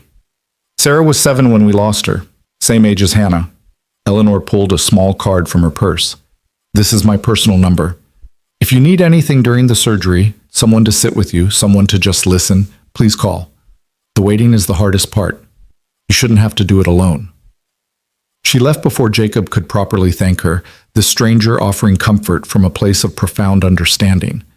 The card felt warm in his hand, a small light against the darkness pressing in from all sides. Sunday arrived with the weight of last chances. Hannah was scheduled for surgery in less than 24 hours, and Jacob found himself mentally cataloging everything he wanted to tell her, just in case. Just in case 95% wasn't enough. Just in case his prayers went unanswered like they had when Rebecca lay broken in that intersection. They spent the day doing ordinary things made extraordinary by context. Jacob read her favorite books, his voice steady even as his heart shattered. They played card games and watched movies and talked about everything and nothing. Hannah seemed to sense something momentous approaching, growing quieter as the day progressed. "Daddy?" she asked around dinner time, picking at the hospital food. "What if I don't wake up?" The question stopped Jacob's heart. "Hannah, I heard the nurses talking. They said some kids don't wake up from surgery." Her dark eyes were too old for 7, filled with awareness no child should carry. "What if I'm one of them?" Jacob set down his own untouched food and pulled her into his lap, careful of her IV lines and monitor wires. Baby, listen to me. You're going to wake up. Dr. Foster is the best, and your heart is strong even if it needs a little fixing. You're going to wake up, and you're going to feel better than you've felt in a long time. But you don't know for sure. He couldn't lie to her. No, I don't know for sure. Nobody knows the future, Hannah Banana, but I believe with everything in me that you're going to be okay. And no matter what happens, no matter what, you need to know that you are loved. So deeply, so completely loved. By me, by everyone who knows you, and by your mama watching from heaven. Hannah was quiet for a long moment, then said, Mama told me something once, before she died. Jacob's throat closed. Hannah rarely talked about Rebecca. The memories were too painful, too distant for her young mind to fully grasp. What did she tell you? She said angels help people who help people. That's why I drew that picture, remember? Because you help people, Daddy, so angels will help me. Her conviction was absolute, childlike faith that made Jacob want to scream at the universe for being so random, so uncaring, so willing to take mothers and threaten daughters. But instead, he held her close and said, Then you're going to be surrounded by angels tomorrow, because I've never met anyone with a bigger heart than you. They fell asleep together in her hospital bed. Jacob curled protectively around his daughter, memorizing the weight of her against his chest, the sound of her breathing, the miracle of her existence. If these were his last hours with Hannah, he would spend them holding her close, pouring every ounce of love he possessed into this small person who'd become his entire reason for living. Monday morning arrived too soon and not soon enough. Pre-op began at 4:30 a.m. with efficiency that felt both comforting and terrifying. Nurses moved through their checklist with practiced calm, while Jacob helped Hannah into her surgical gown, his hands shaking as he tied the strings. You look like a superhero in that cape, he told her, forcing brightness into his voice. Hannah managed a weak smile. It's a hospital gown, Daddy. Perspective, baby. It's all about perspective. Dr. Foster came in at 5:15, his presence radiating competence and quiet authority. He was in his 60s with salt and pepper hair and the kind of steady hands you wanted opening your child's chest. He knelt beside Hannah's bed, speaking to her directly rather than over her head. Hannah, I'm going to fix your heart today. You're going to fall asleep, and when you wake up, you'll feel like you've been on a long journey. But your dad will be right there when you open your eyes, okay? Will it hurt? We'll make sure you have medicine so it doesn't hurt too much. And every day, you'll feel a little better. Before you know it, you'll be running around like the 7-year-old you're supposed to be. They wheeled Hannah toward the operating room at 5:45. Jacob walked alongside her gurney, holding her hand, memorizing her face. At the doors to the surgical wing, he had to stop. This was as far as parents could go.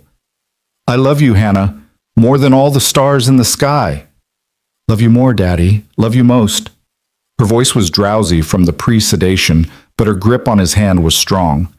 Then the doors swung shut, and she was gone, and Jacob stood in an empty hallway feeling like someone had reached into his chest and ripped out his own heart. Eleanor Foster appeared at his elbow as if summoned. Come on, I'll show you where to wait. The surgical waiting room was designed for this particular flavor of hell, comfortable enough that you couldn't complain, impersonal enough that you couldn't forget where you were or why. Jacob sat in a chair by the window overlooking the city and tried to pray, but the words wouldn't come. His faith felt as fragile as Hannah's heartbeat, threatening to give out under the strain of fear. Pastor Marcus arrived at 6:30 with half his congregation. They filled a corner of the waiting room, heads bowed, voices rising in prayer and song. Jacob felt their support like a physical presence, these people who barely knew him choosing to spend their Monday morning begging God to spare a child they'd never met. At 7 o'clock, his phone buzzed. A text from Charlotte. Thinking of you and Hannah today. You're both in my prayers. Jacob stared at that message, this woman who'd lost everything trying to help him, still reaching out from whatever exile she'd retreated into. He typed back, Thank you. For everything. I mean it. Her response came immediately. She's going to be fine. I feel it. And Jacob, you're an incredible father. She's lucky to have you. The hours crawled by with agonizing slowness. 8:00 a.m. became, and unquak, became 10:00, and Jacob aged a year with each passing minute. Dr. Chen stopped by twice with updates. Everything proceeding normally, no complications so far. But Jacob couldn't relax, couldn't breathe, couldn't do anything but stare at the clock and will time to move faster, slower, in any direction that brought his daughter back to him. At 10:47, his phone rang. Unknown number. Jacob answered with shaking hands. Mr. Miles, this is Jennifer Walsh from Channel 7 News. We're outside the hospital. Can we get a statement about Hannah's surgery? Our viewers have been following your story. Jacob hung up without responding. Then he turned his phone off completely, unable to deal with the reality that his daughter's crisis had become entertainment for millions of strangers. Eleanor brought him coffee around 11 and tuck. You should eat something. Can't. The thought of food made his stomach revolt. Richard's been doing these surgeries for 30 years. He's never lost a child to a routine tetralogy repair. She squeezed Jacob's shoulder. I know that doesn't make it easier, but he's the best there is.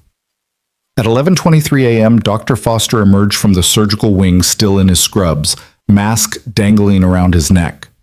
Jacob stood so fast his chair toppled backward.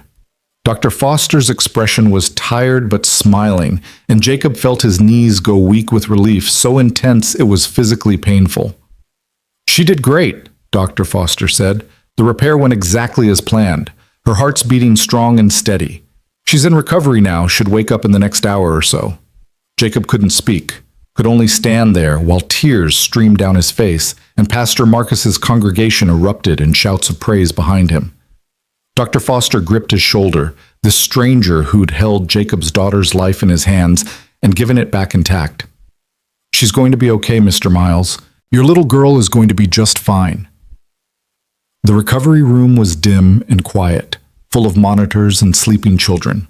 Hannah looked impossibly small in the bed, her chest wrapped in bandages, tubes running from her arms and nose.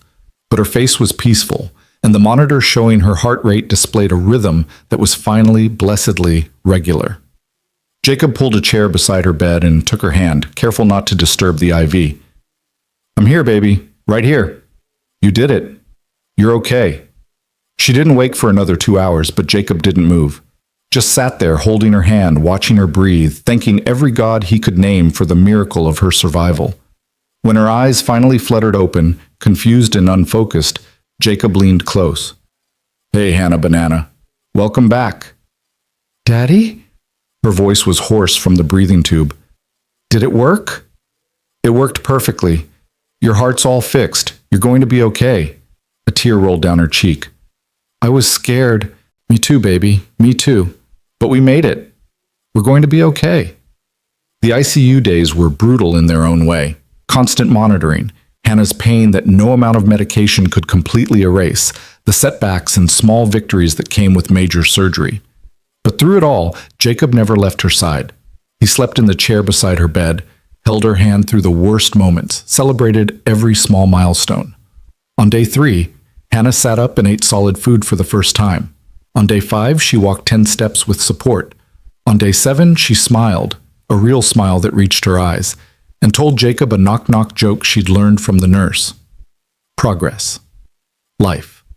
A future that had seemed impossible just days ago. Other families began stopping by Hannah's room. Parents of children in the cardiac unit who'd heard her story from the news coverage that had never really stopped. They brought small gifts and offered words of encouragement, and Jacob realized that his nightmare had somehow become inspiration for others fighting their own battles. A mother whose son was awaiting his second heart surgery told Jacob, "Seeing Hannah recover gives us hope. Thank you for sharing your journey." Jacob didn't know how to explain that he hadn't chosen to share anything, that the exposure had been forced upon him by leaked security footage and a hungry media machine. But looking at the hope in that mother's eyes, he realized that maybe some good had come from the chaos. Maybe his story, Hannah's story, mattered to people who needed to believe in miracles. Charlotte texted daily, never intrusive, just checking in. How is she today? And Thinking of you, and let me know if you need anything. Jacob answered when he could, their conversations brief but meaningful, a connection forged in crisis that felt increasingly essential to his survival. On day 9, Dr. Chen gave them the news they'd been praying for. Hannah could go home. Continue the medications exactly as prescribed, she instructed, handing Jacob a detailed care plan. Follow-up appointment in 2 weeks. No strenuous activity for at least a month. But honestly, Mr. Miles, she's healing beautifully. You should be very proud. Jacob looked at his daughter, propped up in bed reading a book that one of the nurses had brought, her color better than he'd seen in months, her breathing easy and unlabored. Proud didn't begin to cover what he felt. They left the hospital on a Wednesday afternoon, Hannah in a wheelchair per protocol. Though she insisted she could walk, Jacob carrying their belongings and more flowers than any hospital room should reasonably contain. News cameras waited outside, but hospital security held them back, creating a path to the taxi Jacob had called. As they pulled away from Northwestern Memorial, Hannah looked back at the building that had been their home for 10 days. I don't want to go back there. You won't have to, Jacob promised. Not unless it's just for checkups. You're done with hospitals, baby. Good. She settled against his side, tired but content. Can we go home? Home. Their tiny apartment with its creaky floors and secondhand furniture and walls thin enough to hear the neighbors' every argument. It wasn't much, but it was theirs, and Hannah was alive to return to it. Yeah, baby, let's go home. That evening, after Hannah fell asleep in her own bed clutching her elephant, Jacob stood at their small kitchen window and looked out at the Chicago skyline. Somewhere in that sprawl of lights, Charlotte Wynne was probably in her penthouse, alone with the wreckage of her career and the knowledge that her kindness had saved a child's life, even if it destroyed her own. Jacob pulled out his phone and typed, Hannah came home today. She's doing great. I don't know how to thank you for what you did. You saved her life. You saved my life. If there's ever anything I can do for you, anything at all, please let me know. Charlotte's response took several minutes, as if she was choosing her words carefully. Seeing Hannah healthy is all the thanks I need. Take care of each other. That's what matters. Jacob wanted to say more, wanted to bridge the distance between their worlds and offer something meaningful in return for the gift she'd given him. But his daughter was calling from her bedroom, wanting water and another story, and the immediate needs of parenthood pushed everything else aside. Coming, Hannah Banana, he called, setting his phone down and heading toward her room. Behind him, unnoticed, a new text arrived from Charlotte. I've been thinking about starting a foundation for families facing medical crises they can't afford. The Hannah Miles Heart Fund. Would you be willing to help? Maybe share your story, help other kids who need what Hannah needed. The message sat unread for several hours while Jacob tended to his daughter, but when he finally saw it late that night, sitting in the dark of his living room with exhaustion and relief making his body feel foreign, Jacob felt something shift in his chest. Maybe this was how he could repay the debt. Not to Charlotte specifically, but to the universe that had given him back his daughter when it had already taken so much. By helping others, by turning his nightmare into hope for families still living theirs. Yes, he typed back simply. I'm in. Let's do it. Charlotte's response was immediate, despite the late hour. Thank you. Together we can make sure no parent has to choose between their child's life and financial ruin. Jacob set his phone aside and walked to Hannah's bedroom door, watching her sleep in the dim glow of her nightlight. Her chest rose and fell with a rhythm that would never stop being miraculous to him, her face peaceful in a way it hadn't been for months. She'd lived. Despite 95% odds and his worst fears and a universe that seemed determined to take everyone he loved, Hannah had lived. Tomorrow, he would start thinking about foundations and fundraising and how to turn private tragedy into public good. Tomorrow, he would figure out how to navigate this strange new world where his face was recognizable and his story was currency. But tonight, he just stood in his daughter's doorway and breathed in sync with her, two hearts beating in grateful rhythm, alive against all the odds that mattered. The worst was over. The healing was just beginning. And somewhere across the city, Charlotte Wynne sat in her empty penthouse and allowed herself to believe, maybe for the first time in years, that doing good was possible even when it came at tremendous personal cost. That kindness mattered even when the world tried to twist it into something ugly. That maybe, just maybe, she'd finally become the person her father had always hoped she'd be. 3 months after Hannah came home from the hospital, Jacob sat in a conference room at the Chicago Community Foundation headquarters and realized his life had become something he no longer recognized. The table before him was mahogany, expensive in a way that made him acutely aware of his Walmart button-down and discount store khakis. Across from him sat Charlotte Wynne, dressed in a gray suit that probably cost more than his monthly rent, and between them lay the architectural plans for something neither of them could quite believe was real. "The Hannah Miles Heart Fund," Charlotte said, her finger tracing the blueprint spread across the table. "We've secured matching donations from 3 major corporations. With the GoFundMe proceeds and private contributions, we're looking at an initial endowment of $2.3 million. Jacob's head spun with numbers that seemed fictional. 4 months ago, he'd been counting quarters to buy Hannah's school lunch. Now he was discussing millions of dollars designated to help families like his, families drowning in medical bills and impossible choices. "That's enough to help how many kids?" His voice came out rougher than intended. "Conservatively? 30 to 40 children in the first year, more as the fund grows." Charlotte looked up from the plans, and Jacob caught something in her expression, hope mixed with uncertainty, as if she still couldn't believe redemption was possible. "We'll cover what insurance won't. Surgery costs, recovery expenses, family support during treatment. Everything you went through, Jacob, no other family should have to face that alone." The words hung between them, heavy with shared history. They'd been meeting like this for weeks now, planning the foundation, but they still moved around each other with careful politeness, 2 people whose lives had become unexpectedly entangled trying to figure out what they meant to one another. "Have you heard from the board?" Jacob asked, knowing the question was complicated. Charlotte's smile was tight. "They've offered to reinstate me. Full CEO position, public apology, the works. Apparently, the positive press from the foundation has made them reconsider their hasty decision to throw me under the bus. That's good, right? Is it?" She leaned back in her chair, and for the first time since Jacob had met her, Charlotte looked uncertain. "I watched those security cameras because my job consumed my life. I had nothing else, no friends, no family beyond some distant cousins I see at Christmas. Just work and more work, and the belief that building an empire was the same as building a life." She met his eyes directly. "Maybe losing everything was the best thing that could have happened to me." Jacob thought about the night he'd lost Rebecca, the months of drowning that had followed, the way tragedy had stripped him down to essentials and forced him to rebuild from nothing. "Sometimes we need to break before we can heal right," he said quietly.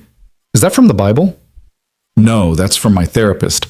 Well, the hospital therapist they assigned after Hannah's surgery." Jacob smiled slightly.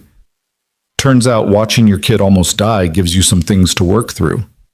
Charlotte's expression softened. "How is Hannah? Really?" "Running me ragged. Doctor says her heart's healing perfectly, but apparently fixing the physical part just unleashed all the energy she couldn't use before. She's in soccer now. Soccer, Charlotte. The kid who got winded walking upstairs 2 months ago is playing competitive sports." "That's wonderful. It's exhausting." But Jacob's smile was genuine, the kind that came from gratitude so deep it had no bottom.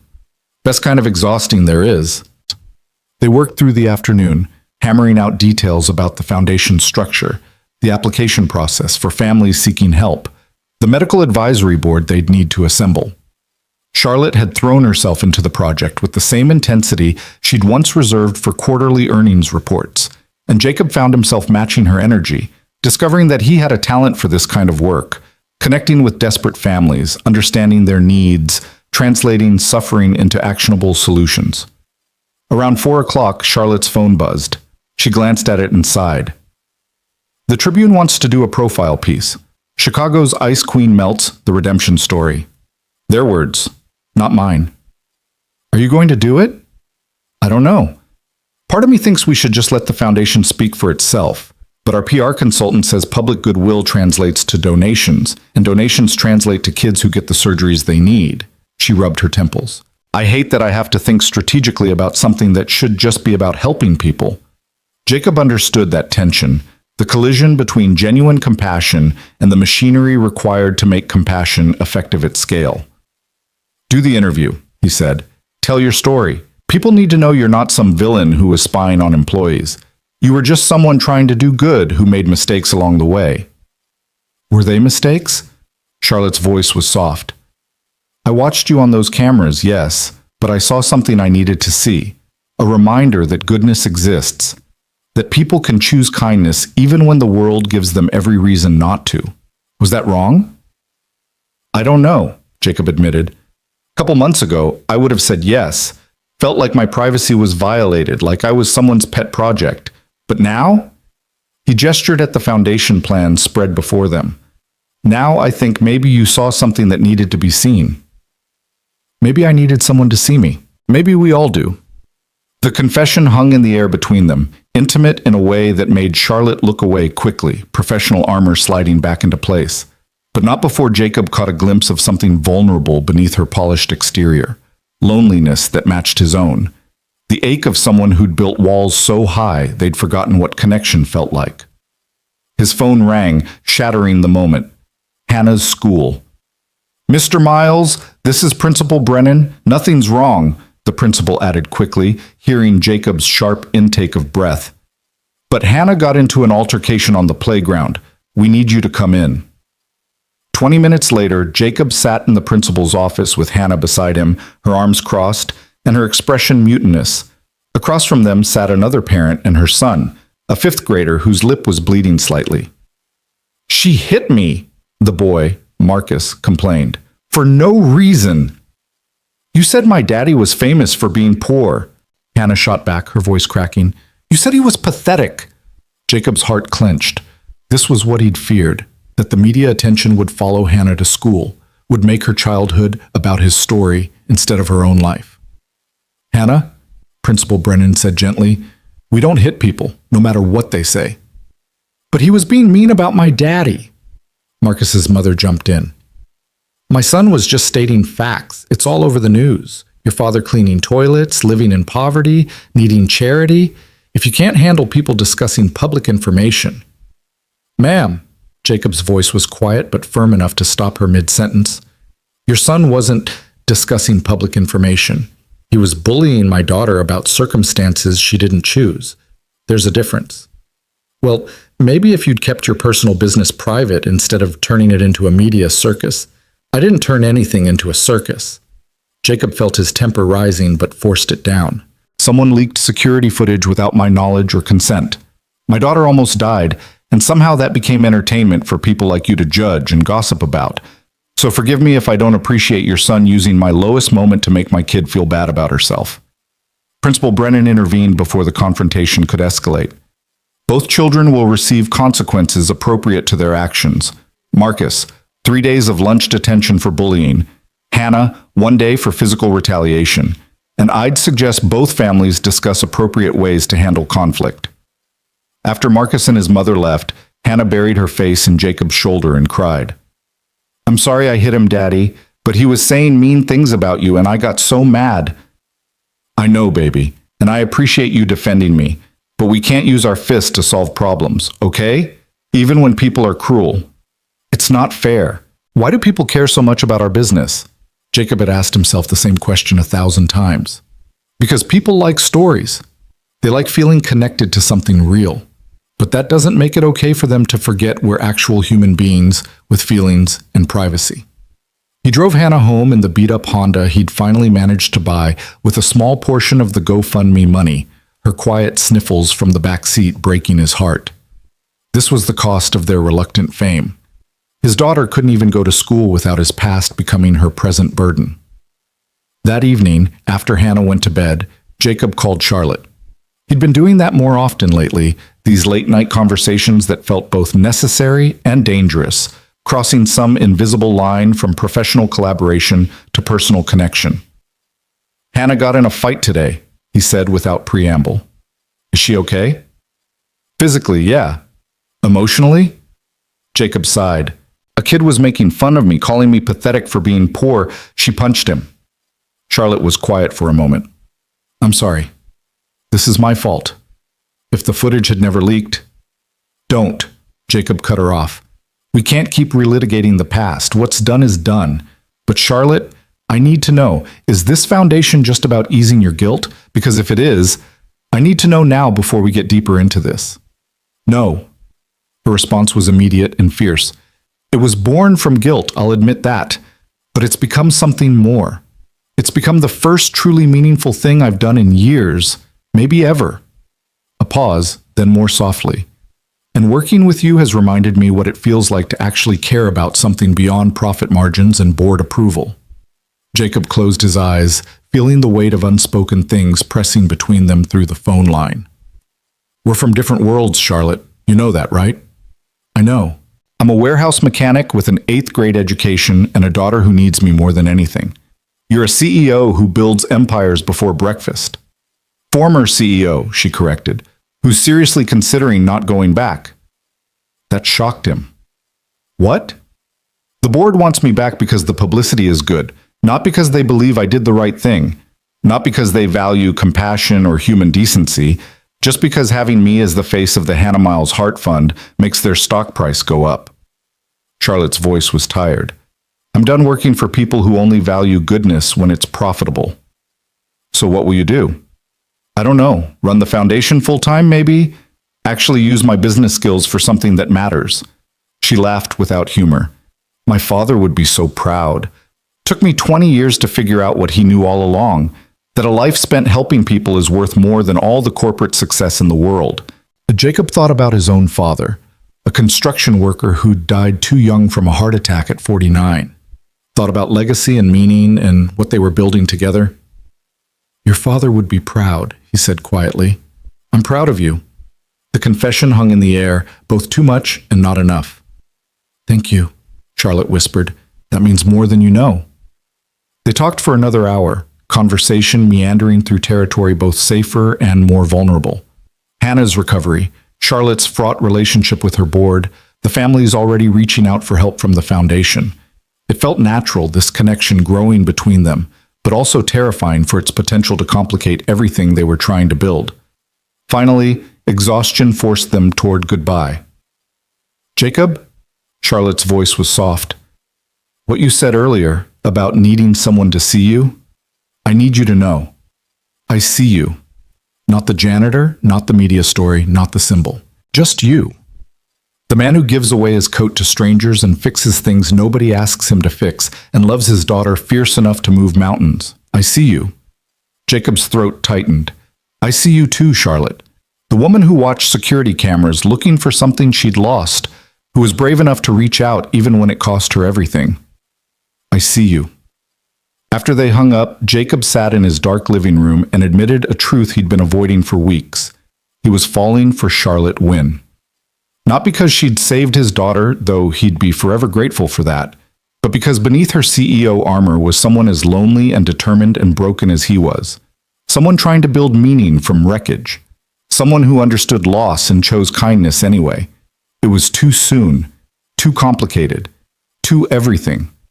But his heart, battered as it was, had apparently decided it was also inevitable. The weeks that followed brought momentum that felt like magic. The Hannah Miles Heart Fund officially launched at a press conference where Jacob and Charlotte stood side by side, fielding questions about their journey from security footage to foundation. The story of their unlikely partnership, the janitor and the CEO, brought together by compassion and camera surveillance, captured the public imagination in a way neither of them had anticipated. Donations poured in. Major hospitals signed on as partners. The medical advisory board came together with remarkable speed, doctors and surgeons volunteering their expertise to help determine which families most needed support. By early spring, just 5 months after Hannah's surgery, the foundation had helped 12 children receive life-saving cardiac operations their families couldn't otherwise afford. 12 children alive because Charlotte had watched security cameras one night and decided kindness mattered. Jacob met each family personally, sitting in waiting rooms while their children were in surgery, offering the kind of presence Eleanor Foster had given him. He became the foundation's heart, the person who understood viscerally what these parents were experiencing, who could say, I know, and have it mean something true. Charlotte handled the business side with the same intensity she'd once directed toward corporate growth. She negotiated with hospitals for reduced rates, courted donors with practiced charm, built systems to ensure every dollar was used effectively. Together, they were formidable, his compassion and her competence creating something neither could have built alone. They were also, increasingly obviously, falling in love. It happened in small moments.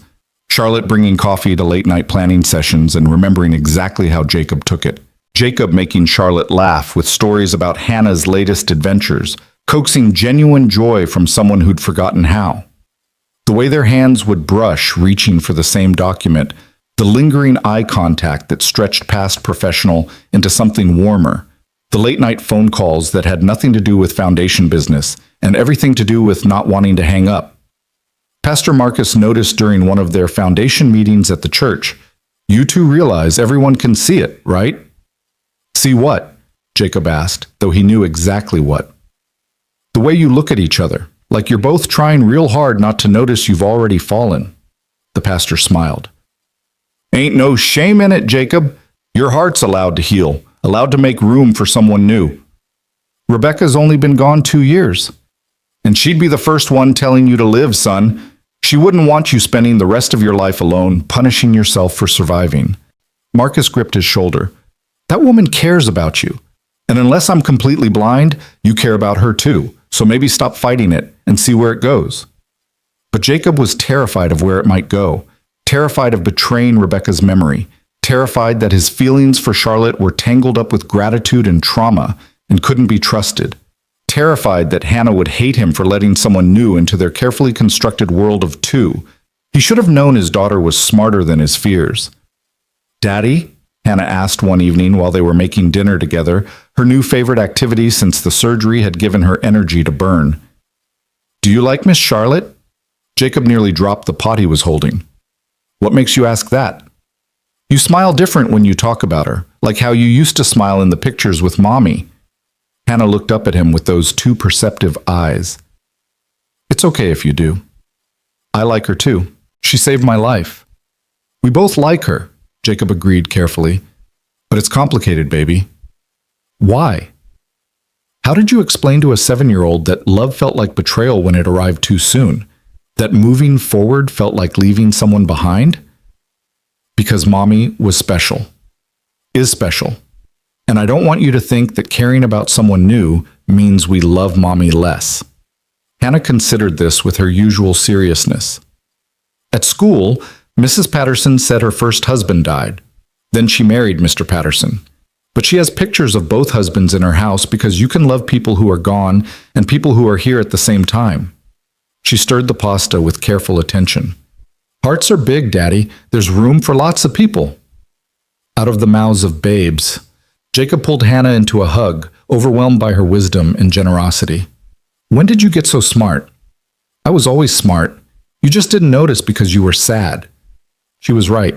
He had been sad, drowning in grief for so long that he'd forgotten how to imagine anything else.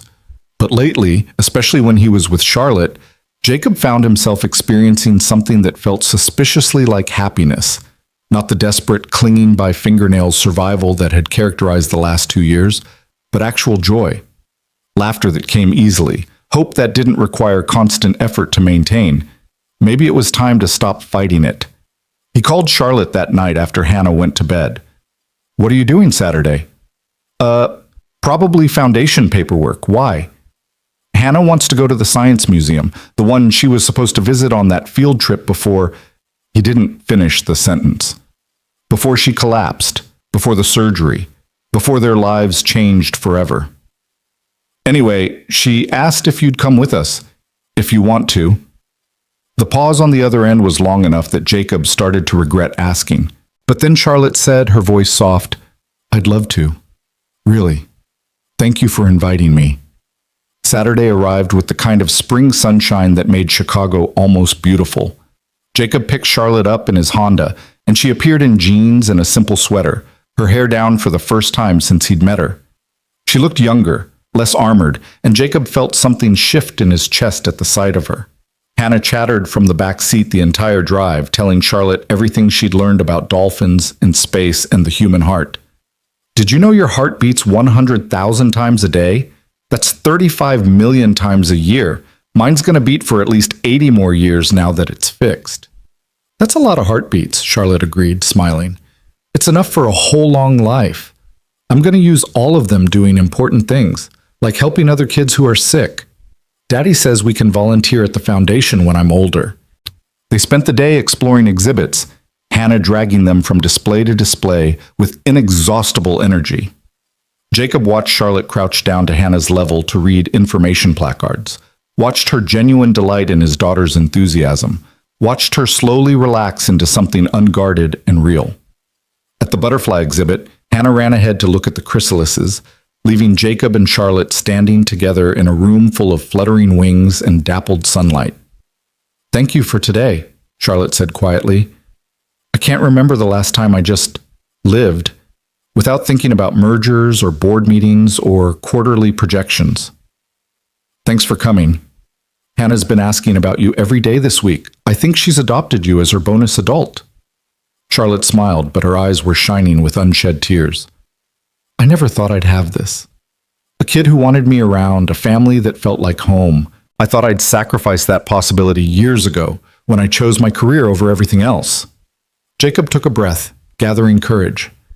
"Charlotte, I need to tell you something." "That sounds ominous." "No, it's just—" He struggled for words. "These last few months, working with you, talking to you, watching you transform from the ice queen everyone feared into someone who laughs at bad puns and cries during Disney movies. You said you wouldn't tell anyone about the Disney movies. I've realized something. I'm falling in love with you." The confession tumbled out, graceless but true. "And I know it's complicated and probably too soon, and maybe tangled up with everything we've been through, but I needed you to know. I see you, Charlotte Wynne. Not the CEO, not the headlines, not the woman who made mistakes.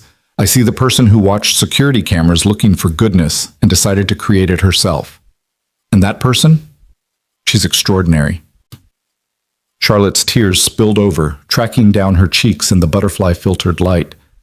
"I'm falling in love with you too. Have been for weeks, maybe longer, but I was too scared to say it, too worried I'd ruin what we were building. So what do we do now? We be honest, we take it slow.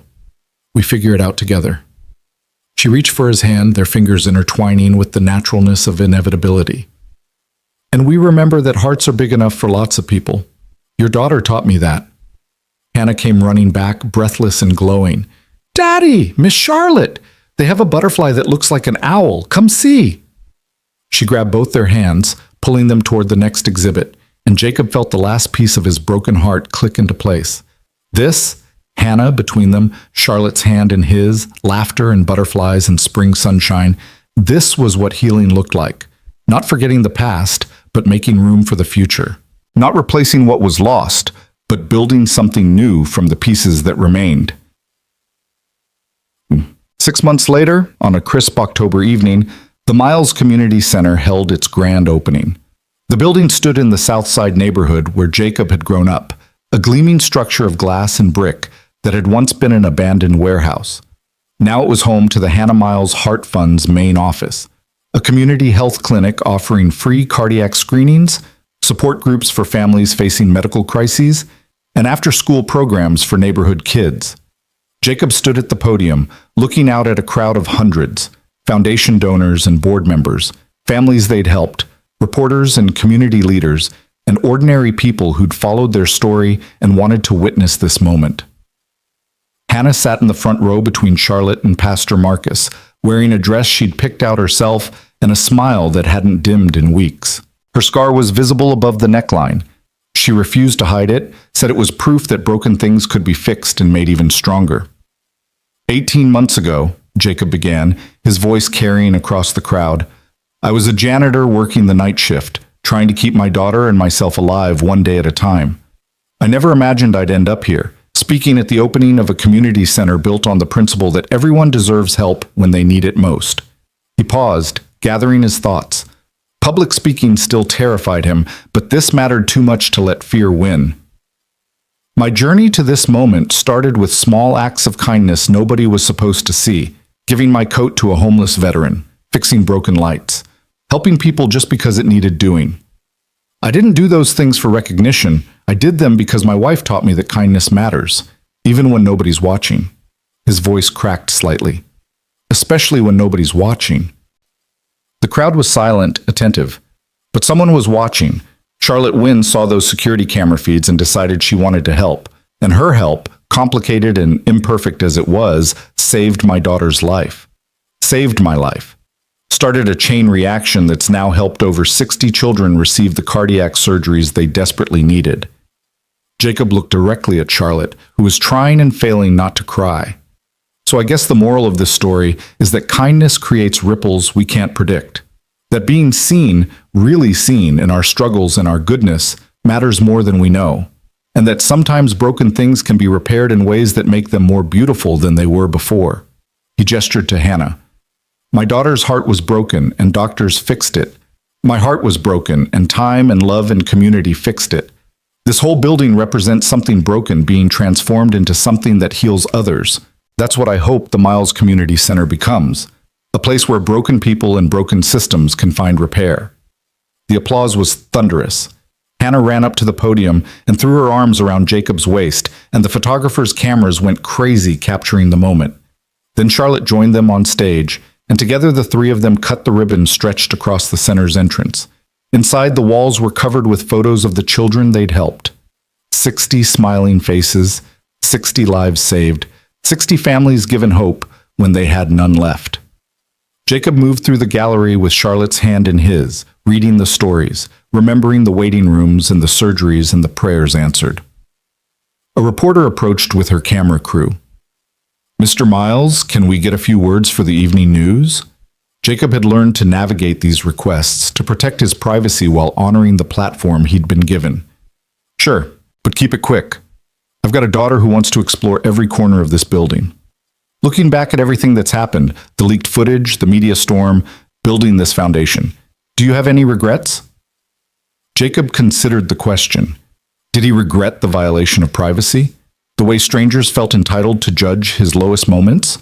The price Hannah had paid in playground bullying and lost anonymity? Yes, absolutely. But would he trade the outcome? The 60 children alive because his story had inspired action? The community center that would serve thousands? The love he'd found with Charlotte after years of grief? Regrets and gratitude can coexist, he said finally. I wish my family's privacy had been respected, but I'm grateful for everything that came from the chaos. I guess that's life, messy and complicated and painful and beautiful all at once. You take the good with the bad and try to create meaning from both. That evening, after the crowds dispersed and the center closed, Jacob stood on the front steps with Charlotte and Hannah, looking up at the building's sign illuminated against the darkening sky. Miles Community Center, because kindness matters. Mommy would have liked this, Hannah said softly. Yeah, baby, she would have loved it.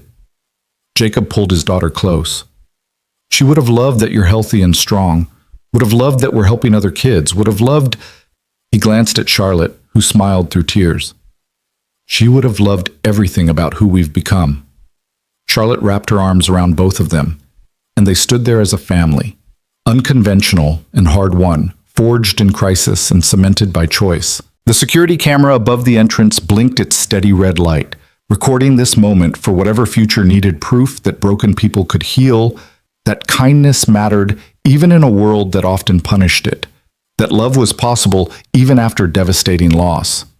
One camera had started everything, caught Jacob's small acts of goodness, and set in motion the chain of events that destroyed and rebuilt their lives.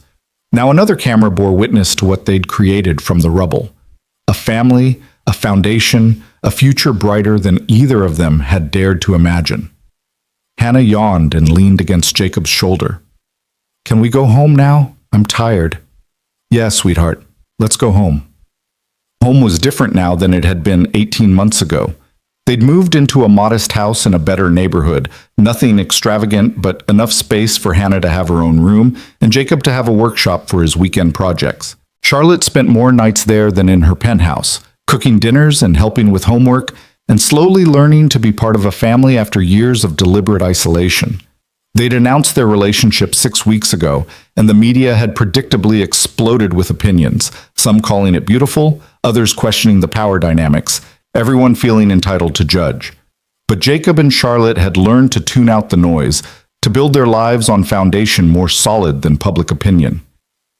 As they drove home through Chicago's glowing streets, Hannah chattering from the back seat about the center and all the kids they'd help, Jacob caught Charlotte's eye and smiled. She smiled back, reaching across the console to take his hand. No words needed. Just gratitude and love and the quiet understanding that they'd found something neither had been looking for but both desperately needed. That night, after Hannah fell asleep with her elephant clutched tight, Jacob and Charlotte sat on the back porch watching stars emerge from the city light pollution. She leaned against his shoulder, comfortable in the silence they'd learned to share. "Do you think we would have found each other if none of this had happened?" Charlotte asked. "If I hadn't watched those cameras, if the footage had never leaked?" Jacob considered. "Honestly, probably not. Our worlds were too far apart. I would have stayed invisible, and you would have stayed untouchable. So maybe it all happened the way it needed to. Maybe. Or maybe we just got lucky that something broken could be fixed, that someone cared enough to try." Charlotte turned to face him, her expression serious. "Jacob Miles, you are the best thing that ever happened to me. You and Hannah. This life we're building. I'd go through it all again, the humiliation, the board fight, losing my position, if it meant ending up right here with you." "Even the Ice Queen nickname?" She laughed. "Even that, though I prefer the new nickname, Chicago's kindest CEO." "Former CEO." "Former kindest CEO," Charlotte corrected with a smile. "Current full-time philanthropist and part-time stepmother, if you'll have me in that role." Jacob's heart skipped. They hadn't talked explicitly about marriage, about making official what had become undeniable, but hearing Charlotte claim that title, stepmother, felt right in a way that made his eyes sting. "Hannah would be thrilled. She's been asking if you can come to parent-teacher conferences." "Then it's settled." Charlotte kissed him softly. "We're a family, unconventional and pieced together from broken parts, but a family nonetheless." Inside the house, a small voice called out, "Daddy, I had a bad dream." Jacob stood, but Charlotte grabbed his hand. "I'll go. You stay here." He watched through the window as Charlotte climbed the stairs to Hannah's room, heard the murmur of comfort and reassurance, saw the nightlight's glow illuminate two figures curled together. His daughter and the woman he loved, creating their own bond independent of him. His phone buzzed with a text from Pastor Marcus. "Saw the news coverage. Your wife would be so proud of you, son. You took your pain and turned it into purpose. That's redemption." Jacob typed back, "Learned from the best. Thank you for everything, Pastor." The response came immediately. "Thank him. I'm just the messenger. But you're welcome. Now go kiss that woman and count your blessings. Sound advice." Jacob went inside and found Charlotte coming down the stairs, a soft smile on her face. "She's asleep. Just needed to know someone was there. Thank you for being here, for both of us.